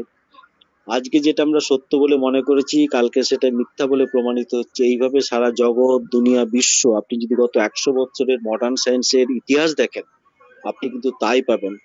একসময় যে পেনিসিলিন আবিষ্কার হয়েছিল, আজকে সেটা ব্যান্ড। তারপরে এসেছিল টেট্রাসাইক্লিন, তারপরে এসেছিল এই ধরনের আরো কিছু ওষুধ, হ্যাঁ, তারপরে পেনিসিলিন, আস্তে আস্তে আজকে অ্যান্টিবায়োটিক। দুদিন পরে অ্যান্টিবায়োটিক বন্ধ হয়ে গেলে নতুন আবার কিছু তারা সন্ধান খুঁজবে। ঠিক যেভাবে বাচ্চা ছেলেকে খেলনা দিয়ে ভুলিয়ে রাখা হয়, স্বাস্থ্য দপ্তর আমাদের বলতে আমার কোনো প্রকার আপত্তি নেই যে এইভাবে চিরন্তন নিরন্তর ভাবে শুধু পরীক্ষার পর পরীক্ষা করে চলেছে, এবং এইভাবেই কিন্তু আমরা বলির পাঠা হচ্ছে, মানুন আর না মানুন। আর মুশকিল হচ্ছে যেটা সব থেকে বেশি সত্য, হোমিওপ্যাথি এবং হ্যানিমিনের যে সিদ্ধান্ত, সেটাকে চক্রান্ত করে আজকে মেরে দেওয়া হচ্ছে। আপনি কি আজকে খেয়াল করেছেন এবারে নিটের যারা কতগুলো কলেজে, মেডিকেল কলেজে ফাঁক রয়ে গেছে, এবং কেন তাকে ভর্তি করতে দেওয়া হচ্ছে না? আমি খুব আক্ষেপের সাথে কথাটা বলছি দাদা, হ্যাঁ, বলতে বাধ্য হচ্ছি যে আহ, গোটা সমাজটা আজকে একটা গিনিপিকের জায়গায় পরিণত হয়েছে, এবং এটা বিশেষ করে স্বাস্থ্য দপ্তর, খুব দুঃখের সাথে আজকে বলতে বাধ্য হচ্ছি যে আজকে পত্র পত্রিকারা যেটা বলছে আমরা সেটাকেই মেনে নিচ্ছি। আজকে আজকে 2 বছর ধরে আমি সেই যন্ত্রণাটা সহ্য করে আসছি, করোনা নিয়ে বা এই পরিস্থিতিটিকে নিয়ে। কি বললে যে আমার দুঃখটা মিটবে, আমি সেটা আপনাদেরকে আমি বলাতে পারছি না, এখানে তো বলা আমার উচিত নয়, তবু আমি ক্ষোভের সাথেই বলছি। আমরা যেটাকে সত্য বলে জেনেছি তারা সেটাকে মিথ্যে প্রমাণিত করছে, আর তাদের যেটা মিথ্যে সেটাকে তারা বারবার সত্য প্রমাণিত করে, হ্যাঁ, কোটি কোটি কোটি কোটি টাকা ব্যবসা তৈরি করে দিচ্ছে। এবং স্বাস্থ্যের জন্য যে একটা দপ্তর কতখানি নামতে পারে বর্তমান, কি বলবো, আহ সারা বিশ্বের এই চিকিৎসা জগৎ, মানে কি বলবো, আর আমার আর ভাষা নেই যে এই জায়গাটা তারা পৌঁছে দিতে চাচ্ছে। আপনারা খুব সুন্দর সচেতন ভাবে বলুন। হুম, মানে আমি আমি বিব্রত যে আজকের ক্লাসের সাথে এগুলো মিলছে না, কিন্তু আপনাদের যেহেতু এটা আমার ক্লাস, আপনার প্রশ্নগুলো তো আমি বলতে বাধ্য হচ্ছি। এই সমস্ত হ্যাজার্ড গুলোকে নিয়েই কিন্তু আমাদেরকে চলতে হচ্ছে। আর যেটা ক্ষতির কথা বললেন, দেখুন ফ্যাটাল ডোজ বলে একটা আছে, যতক্ষণ না ফ্যাটাল ডোজে পৌঁছচ্ছেন ততক্ষণ মৃত্যু হয়তো হবে না, তবে হ্যাজার্ডটা তো হবে। আর কি কি হ্যাজার্ড আছে আমরা তখন নেট সার্চ করলেই পেয়ে যাই। তবু চলুন না, নিজেদের মতো করে যতটুকু পা বাঁচিয়ে চলা যায়, এছাড়া তো কোনো উপায় নেই। আমাদেরকে দুঃখটাই পেতে হবে, কিন্তু আমাদের কিচ্ছু করার থাকবে না, কারণ আমরা সব দিক থেকে দুর্বল দুর্বল এবং আমরা দুর্বল।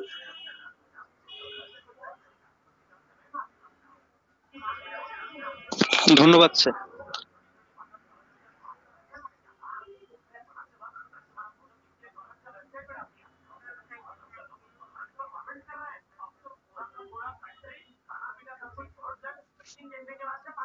স্যার আমাদের ইনবক্সে কিছু প্রশ্ন আছে, আমি কি প্রশ্নগুলো করবো স্যার?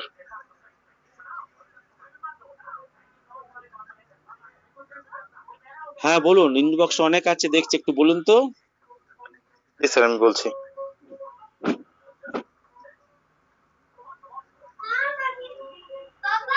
স্যার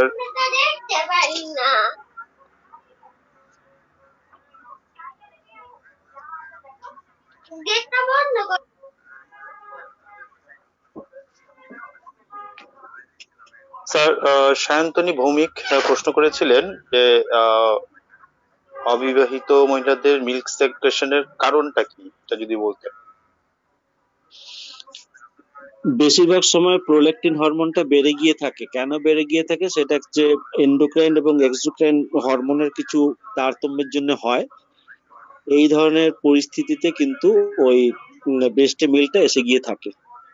আর আমাদের হোমিওপ্যাথির মধ্যে যেটা হয়, প্রুভিং সিমটমে দেখা গেছে ওই পরিস্থিতিটা তৈরি হয় বলে কিন্তু আমরা ওই মেডিসিনটা দেবার কি বলবো, আমরা দেবার মতো একটা পরিস্থিতি তৈরি করি, অর্থাৎ সিমটমটা আমরা পাই ওখানে।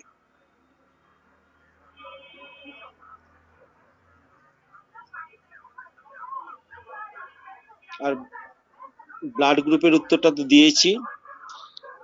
আর একটা কন্ট্রাসেপটিভ পিল এবং ইনজেকশন গ্রহণ করার পর হোমিওপ্যাথিক ওষুধে কোনো, আসলে ব্যাপারটা দেখুন, যারা কন্ট্রাসেপটিভ পিল ইউজ করে আর যারা করে না, উভয় ক্ষেত্রে কিন্তু হোমিওপ্যাথিক ওষুধ খুব ভালোভাবেই কাজ করে।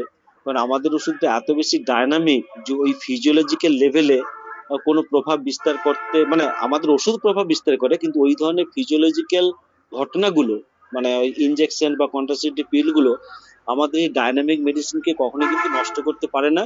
এবং আমরা কিন্তু যারা খায় এবং যারা খায় না উভয় ক্ষেত্রে কিন্তু আমরা দিয়ে কাজ পাই। সেই হিসেবে আমি কিন্তু ওটাকে নিয়ে খুব একটা ভাবি না আজকাল। আর একটা বলছেন যে কন্ট্রাসেপটিভ পিল লাইগেশন, মানে দীপেন পাল বলছে বিভিন্ন হরমোনের ওষুধ, এগুলো অনেক সমস্যা হচ্ছে, পরবর্তী বাচ্চা আসতে চাইছে না, আরো অনেক সমস্যা দেখা দেয়, এই ব্যাপারে জানতে চাইছি স্যার। ঠিক আছে দীপেন ভাই, এটা নিয়ে পরের ক্লাস, আমার তো অফুরন্ত সময় আমাকে দিয়েছেন অমরনাথ স্যার, পরে এটাতে নিশ্চয়ই আজকে ইনবক্সে যেগুলো পেয়েছি আমি পরের চ্যাপ্টার শুরু করার আগে এই প্রশ্নগুলো আজকে আমি লিখে রাখছি, আমি আগামী দিন নিশ্চয়ই বলবো। আর আচ্ছা, অমরনাথ স্যার বিদায় নিয়েছেন, কোনো ব্যাপার নয়। একে সাগর, ডক্টর একে সাগর, আমাদের হোমিওপ্যাথিক চিকিৎসা মোতাবেক হিস্টেরিয়া রোগ বলতে জিন, ভূতের আচার, পাগলামি এসব রোগকে ধরা হয়। একপথে জাতীয় মানসিক লক্ষণ বলা হয়। হিস্টেরিয়া মানুষের দুই ভাগ হয়ে থাকে, ক্ষুদ্র মাত্রায় নিউরোসিস এবং জটিল মাত্রায় সাইকোসিস। আমার জানা মতে নিউরোসিস জাতীয় রোগগুলি যেমন anxiety disorder, obsession, hysteria, phobia ইত্যাদি। তাহলে জটিল মাত্রা বা সাইকোসিস জাতীয় রোগগুলি কি কি বলতে পারি স্যার, যদি বলেন ক্লিয়ার করেন। নিউরোসিস, সাইকোসিস। ডক্টর একে সাগর স্যার, আপনাকে আজকে বলছি, আমি নেক্সট ডে এই জায়গাটাই বলে দেবো, কোনো অসুবিধা হবে না, নেক্সট ডে বলে দেবো, একটু আমাকে ভেবে নিয়ে বলতে হবে। তো কন্ট্রাসেপটিভ পিলের সাথে হোমিও মেডিসিন চালানো যাবে স্যার, মোহাম্মদ মহিতুল রহমান বলছেন। হ্যাঁ, ঠিক আছে, তাই হোক। পিসিওডি থাকলে বাচ্চা নেওয়ার কোনো সমস্যা হয় কি? দেখুন, আমি আগের দিনও কিন্তু বলেছিলাম পিসিওডি দুটো হয়, পিসিওডি হওয়া সত্ত্বেও কিন্তু যদি ওভুলেশন, আসলে দুটো জায়গায় দুরকম ঘটনা পড়ে, একটা হচ্ছে ওয়ালে, একটা হচ্ছে ইন্টারনাল অর্গানে, কর্পাস লুটিয়ামে। যদি কোনোভাবে যদি ওভুলেশনটা যদি হয়ে যায় তাহলে কিন্তু জাইগোট ফর্ম হতে কোনো কষ্টই হয় না। আর যদি ওভুলেশন যদি ঠিক মতো না হয় তাহলে কিন্তু সমস্যা হয়। পিসিওডি থাকা সত্ত্বেও আমরা বাচ্চা পেয়েছি, আবার পিসিওডি নেই তাতে কিন্তু বাচ্চা হয়নি, দুটো কিন্তু একটার সাথে একটা আপেক্ষিক। পরিস্থিতিটা সম্পূর্ণভাবে না বুঝলে ঠিক উত্তরটা কিন্তু দেয়া যাবে না। কিন্তু এটুকু বলতে পারি, পিসিওডি থাকা সত্ত্বেও কিন্তু ওভুলেশন হলে জাইগোট ফর্ম করবেই। ব্রেস্টে থাকা হলুদ আভাযুক্ত নোনতা তরল অনেক সময় নির্গত হয়, অনেক সময় যদি কি বলেন। ডেলিভারির পরে যখন ব্রেস্ট ফিডিং নিয়ে আমার একটা ক্লাস করার কথা আছে, তখন সেই জায়গাটা আমি সুস্পষ্ট ভাবে বলবো, কারণ এখন ঠিক ওই টার্মগুলোর সাথে আমি মস্তিষ্কে আমার আসবে না বলে আজকে আমি এড়িয়ে যাচ্ছি। ওইটার সময় আমি নিশ্চয়ই বলবো, এটুকু আমি কথা দিলাম। হ্যাঁ, কুণাল স্যার আছে কিন্তু। হ্যাঁ কুণাল স্যার, আমি এবার সরাসরি কুণাল স্যারের কাছে চলে যেতে চাইছি, আমি ক্লান্ত। কুণাল ভাই উত্তর দাও স্যার। হ্যাঁ স্যার বলুন। তুমি বাদ বাকি উত্তরগুলো দাও, তুমি কিছু মতামত পেশ করো। আপনি বলুন, আমি কি করবো? আরে তুমি তো আমাকে মহাবেতে ফেলে দিয়েছো, তুমি ডেকে নিয়ে এসে আমাকে পরপর 6খানা ক্লাস করিয়ে দিলে, সেই 6টা দিনে তোমার কোনো উপস্থিতি নেই। না না স্যার, এটা বললেন না স্যার, বিপদে ফেলানো না। এতে স্যার আপনি নিজেই ভাবুন, আপনার লাভ হয়েছে না লোকসান হয়েছে স্যার? বিশাল লাভ হয়েছে, এটা মজা করে কুণালের সাথে আমি এরকমই কথা বলি। এটাই স্যার, আপনার যেরকম লাভ হয়েছে আমরাও সমৃদ্ধ হচ্ছি স্যার। হ্যাঁ, না আমিও আমরা আনন্দ সমৃদ্ধ পাচ্ছি, হচ্ছি। আমি করবো না, হ্যাঁ হ্যাঁ, এই জন্য আমি আমরা তো কুণাল বিশাল স্যারকে আনন্দ সংযোজন করতে বলতেছি আজকে হ্যাঁ টপিকে। হ্যাঁ, কুনাল বলো ভাই, হ্যাঁ তুমি বলছি, কি বলতে ভাই বলো? যখন বিপদে পড়বে তখন তো দাদাই উদ্ধার করবে, স্বাভাবিক ব্যাপার। হ্যাঁ তো আমি বিপদে পড়েছি, সময় পাচ্ছি না, আপনি তো উদ্ধার করবেন, আর কাকে বলবো আমি? হ্যাঁ, উদ্ধার করে যাচ্ছি তো। তুমি যেদিন এসছি আবার আমার ক্রিজ থেকে বটন নেবে নাকি, বেশ বলে না ব্যাটন নাকি? হ্যাঁ, হ্যাঁ, ব্যাটন ব্যাটন। চালিয়ে যাচ্ছি, কোনো চিন্তা নেই, লম্বা সফর। হ্যাঁ হ্যাঁ। হ্যাঁ, এই যে আজকের ক্লাসটা, আজকে আমি জানি না এখন জাহাঙ্গীর স্যার আছেন কিনা, মানে উনি যেদিন এটা পড়াবেন হঠাৎ কালকে তুমি খেয়াল করলাম যে না, একটা অন্তত মারা যাক, মাঝখানে একটা অন্য ধরনের চিন্তা ভাবনা ঢোকানো যাক। তো আজকের ক্লাস নিয়ে তুমি কিছু বলো। অসাধারণ। আমি ঢুকেছি যদিও দেরি করে, কিন্তু একটা কথাই বলা যায় যে হোমিওপ্যাথিকে বলে সায়েন্স এবং আর্টের কম্বিনেশন, কিন্তু মেডিকেল সায়েন্সকে শুধু সায়েন্সই বলে, মানে মডার্ন মেডিসিন যেটাকে বলা হচ্ছে, ডমিনেটিং স্কুল অফ মেডিসিন, ওকে শুধু সায়েন্সই বলা হয়, সেখানে আর্ট বলা হয় না। কিন্তু গাইনোকোলজিকে কেউ আর্ট বলে না, গাইনোকোলজিকে সায়েন্সই বলে। কিন্তু আপনার ক্লাস শুনে মনে হলো গাইনোকোলজিও আর্ট এবং সায়েন্স দুটোরই কম্বিনেশন হতে পারে, আপনার পড়ানো শুনে মনে হলো, এটাই বলা। ধন্যবাদ। আর স্যার ওই পিটুই কি বললেন যেন, একটা প্রশ্ন এক্ষুনি এসছিল, বাকি প্রশ্নগুলো আমি দেখিনি, সত্যি কথা, আমি চশমা নিয়ে বসিনি, দেখতে পাচ্ছি না। কোনটা বলো তো? এক্ষুনি একজন প্রশ্ন করলেন না, ওই ব্রেস্ট মিল্কের ব্যাপারে, কারণগুলো। হ্যাঁ হ্যাঁ হ্যাঁ হ্যাঁ ওটা তো আপনি বোধহয় বললেন যে পরে বলবেন, জাহাঙ্গীর স্যার ব্রেস্ট পড়ালে হ্যাঁ তারপরে। হ্যাঁ হ্যাঁ হ্যাঁ হ্যাঁ হ্যাঁ, ওটা তো উল্লেখ করেছেন একবার পড়ানোর সময়। তাও অনেক বলো, সময় যদি দেখা কিছু গেছে, বলার থাকে বলো। ছোট্ট করে যদি কারণ বলা যায় যে প্রথমেই সব সময় আমরা চিন্তা করব যে সবচেয়ে খারাপ কারণটা, সেটা আমরা আগে এক্সক্লুড করি, তারপরে অন্যগুলো যেগুলো তুলনামূলকভাবে কম ক্ষতিকর সেগুলো আমরা দেখি। তো সেক্ষেত্রে যদি ব্রেস্ট মিল্ক আসে অবিবাহিতাদের, তাহলে আমরা সবচেয়ে আগে দেখে নেব পিটুইটারি অ্যাডেনোমা, মানে পিটুইটারি গ্ল্যান্ড থেকে তো প্রোল্যাক্টিন হরমোন সিক্রেশন হয়, যার ফলে ব্রেস্টে দুধ আসে। তো পিটুইটারি অ্যাডেনোমা বলে একটা টিউমার আছে, ওই টিউমারটা যদি আছে নাকি আমরা একটা সিটি স্ক্যান করে অবশ্যই দেখে নিতে হবে যে পিটুইটারি অ্যাডেনোমা আছে নাকি। পিটুইটারি অ্যাডেনোমা থাকলে এরকম মিল্ক সিক্রেশন হতে পারে। তো সেটা যদি না থাকে, আমাদের অন্যান্য যে হরমোনাল কজ, যেমন অনেক সময় টিএসএইচ বেশি থাকলে, টিএসএইচ এর গন্ডগোল হলে, থাইরয়েড হরমোনের, থাইরয়েড স্টিমুলেটিং হরমোনের, এরকম ব্রেস্ট মিল্ক আসতে পারে। তো এই দুটো আগে দেখে নিতে হবে। তারপরেও যদি না থাকে, ইডিওপ্যাথিক কজ তো আছেই, মানে যার কোনো কারণ খুঁজে পাওয়া যায় না। আমারও একজন পেশেন্ট ছিল যার এরকম আছে, মানে এখনো আছে সে। তো প্রথমে এই দুটো দেখে নেওয়া হয়েছে, তা কোনোটাই নেই, কোনো কারণই খুঁজে পাওয়া যাচ্ছে না। সেক্ষেত্রে ইডিওপ্যাথিক কজই ডায়াগনোসিস হলো এবং সেই অনুযায়ী ওষুধ দেওয়া হয়েছে। তো এইগুলো একটু ভেবে নিতে হবে। আপনি তো আরো ডিটেলসে বলবেন পরে, এইটুকুনি হ্যাঁ, না সংযোজন আমার করলাম। তুমি যেটা বললে আমি ঠিক অতটা সুস্পষ্ট আমার কাছে ছিল না। হ্যাঁ নিশ্চয়ই আমি এটা পরে দেখে রাখবো। হ্যাঁ, পরেটা তো বলবোই। আর হ্যাঁ হ্যাঁ। তন্ময় কুমার দত্ত লিখেছেন, তুমি তন্ময় কুমার দত্তের উত্তরটা দেবে? ব্রেস্ট জানলে থেকে দেবো, কি হলুদ লিখেছেন? আঠাযুক্ত, হ্যাঁ, কি লিখেছেন একবার বলুন, আমি দেখতে পাচ্ছি উনি না তো। লিখেছেন ব্রেস্ট থেকে হলুদ আভাযুক্ত নোনতা তরল অনেক সময় নির্গত হয়। হ্যাঁ, এই বিষয়ে যদি কিছু বলেন। হলুদ আভাযুক্ত নোনতা তরল, তার নোনতা তরল, প্যাথোলজিক্যাল কন্ডিশন যদি চিন্তা করতে হয়, 1 নম্বর যদি প্রেগন্যান্সির পরে হয় তাহলে তো সেটাকে কোলেস্ট্রামের কথা যদি বলা হয়, তাহলে তো প্রেগন্যান্সির পরেই যে দুধটা আসে হ্যাঁ সেটা তো আপনি সেটা বলবেন। বিয়ের আগের কথা বলছে স্যার, বিয়ের আগের কথা বলছে। আচ্ছা, বিয়ের আগের কথা বলেছেন। বিয়ের আগে যদি হয় তাহলে ওখানে কোনো অ্যাবসেস আছে নাকি সেটা দেখে নিতে হবে।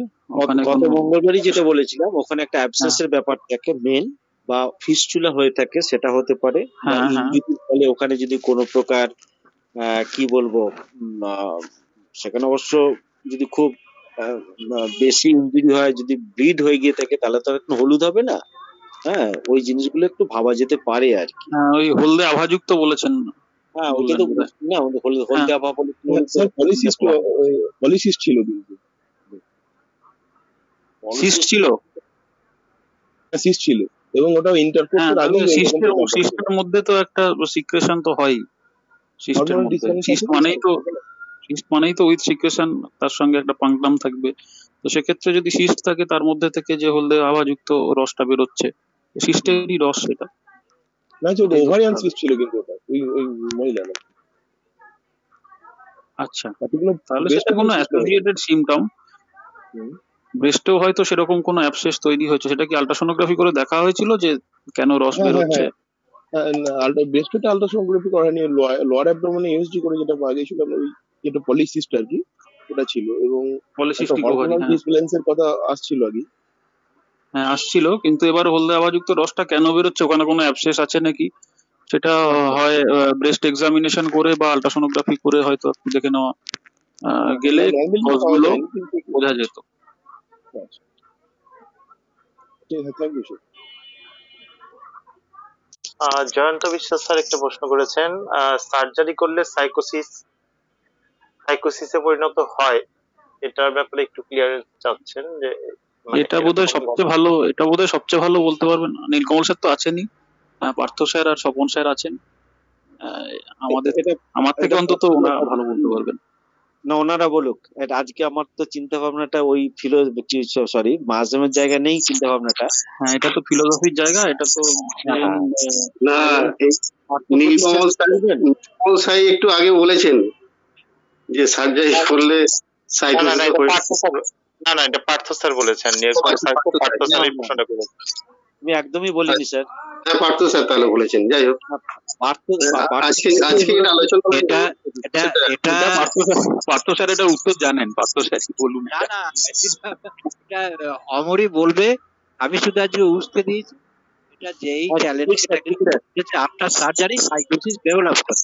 অমরনাথ স্যার নেই তো, চলে গেছেন, লিভ নিয়েছেন। এটা পরে আলোচনা হবে। নেক্সট ডে ধরবো নাকি? একটা কথা পাওয়া যায় আফটার সার্জারি সাইকোসিস ডেভেলপ করে। যেমন আমরা দেখি ভ্যাকসিনেশন আফটার ভ্যাকসিনোসিস, এটাও একটা সাইকোসিসের একটা বিষয়। তাই এটা এই সময় তৈরিও নেই, আমারও খুব যথেষ্ট জানা নেই।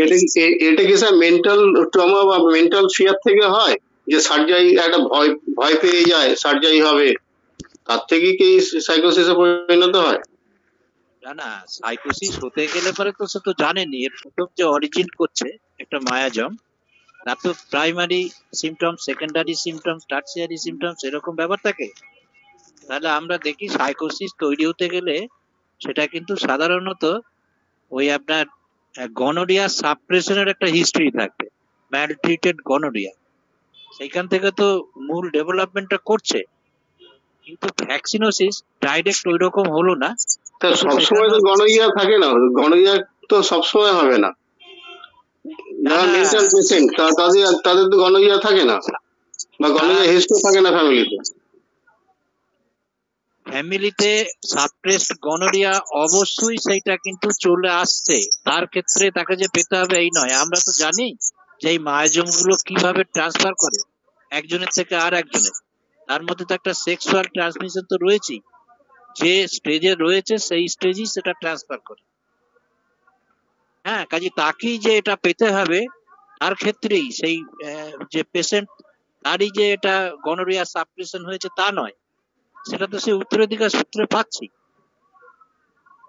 এমন। এবং এইটাই তো তাকে সেই মেন্টাল লেভেলে সেটা করছে। আমরা ধরুন বিভিন্ন জায়গায় যদি আমরা ধাক্কা দিই, তা ঢাকের আওয়াজ যা হবে, ঢোলের আওয়াজ যা হবে, একটা কাঠে বা একটা সলিড জায়গায় বা একটা লোহাতে শব্দ আওয়াজটা একরকম আসবে না। কাজেই আমাদের যে এক্সাইটিং কজটা যখন আসছে, তখন যদি সেই উপাদানটা আমাদের যদি মায়াজমটা সেখানে না থাকে, তাহলে সে তো সেইভাবে রেসপন্স করবে না। বেসিক মায়াজম থাকে বলেই তো ওই রেসপন্সটা করে। কাজে এই যে এইভাবেই ওই মায়াজমটা তো ওইভাবে সৃষ্টি হয় না, মায়াজম তো সৃষ্টি আগে থেকেই রয়েছে, সেটা হয়তো সেটা প্রকাশিত না, এটুকু বলা যায়। মানে সার্জারি করলে সেটা কি ফিয়ার থেকে হয়ে যায়? ফিয়ার থেকে কেন হবে?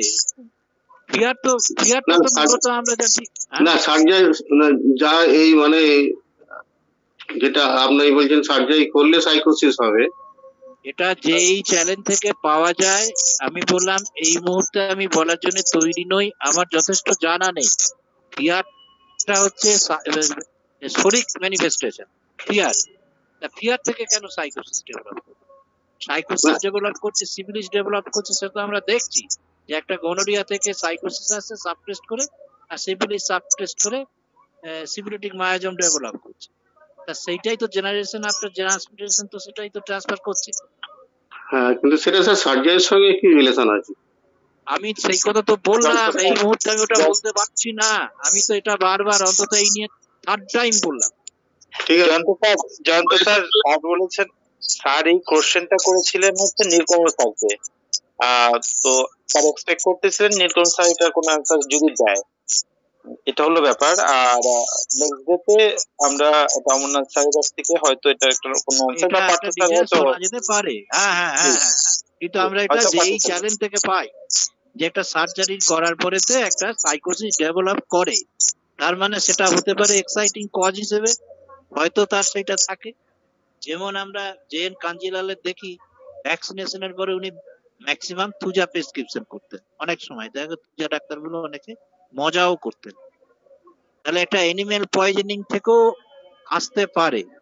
কিন্তু সাইকোসিসের যেটা অরিজিন সেটা তো আমরা দেখি তো যে গনোরিয়া সাবটেস্ট আফটার। হ্যাঁ, কিন্তু এই যে অ্যানিমেল পয়জনিং, এই যে ভ্যাকসিনোসিস যেটা বলা হচ্ছে, এটাকেও তো ওই সাইকোসিস মায়াজমের আন্ডারে ফেলা হচ্ছে। এটা বার্ডনেট তো খুব ভালো বলেছেন। হ্যাঁ, আর আপনি যতটা জানতে চাইছেন যে কেন হলো কি বৃত্তান্ত, এটা আমি স্যার বলতে পারছি না।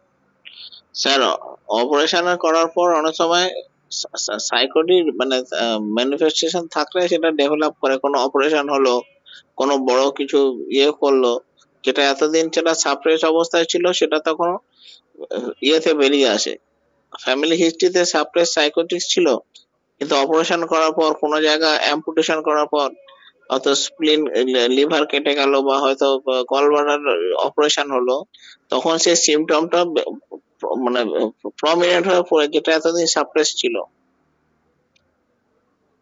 তার মানে এখানে একটা এক্সাইটিং কজ হিসেবে এটা দেখা যাচ্ছে। আসলে সুপ্ত সাইকোসিসের একটা বিকশিত অবস্থায় আমরা পাচ্ছি, এটা হতে পারে।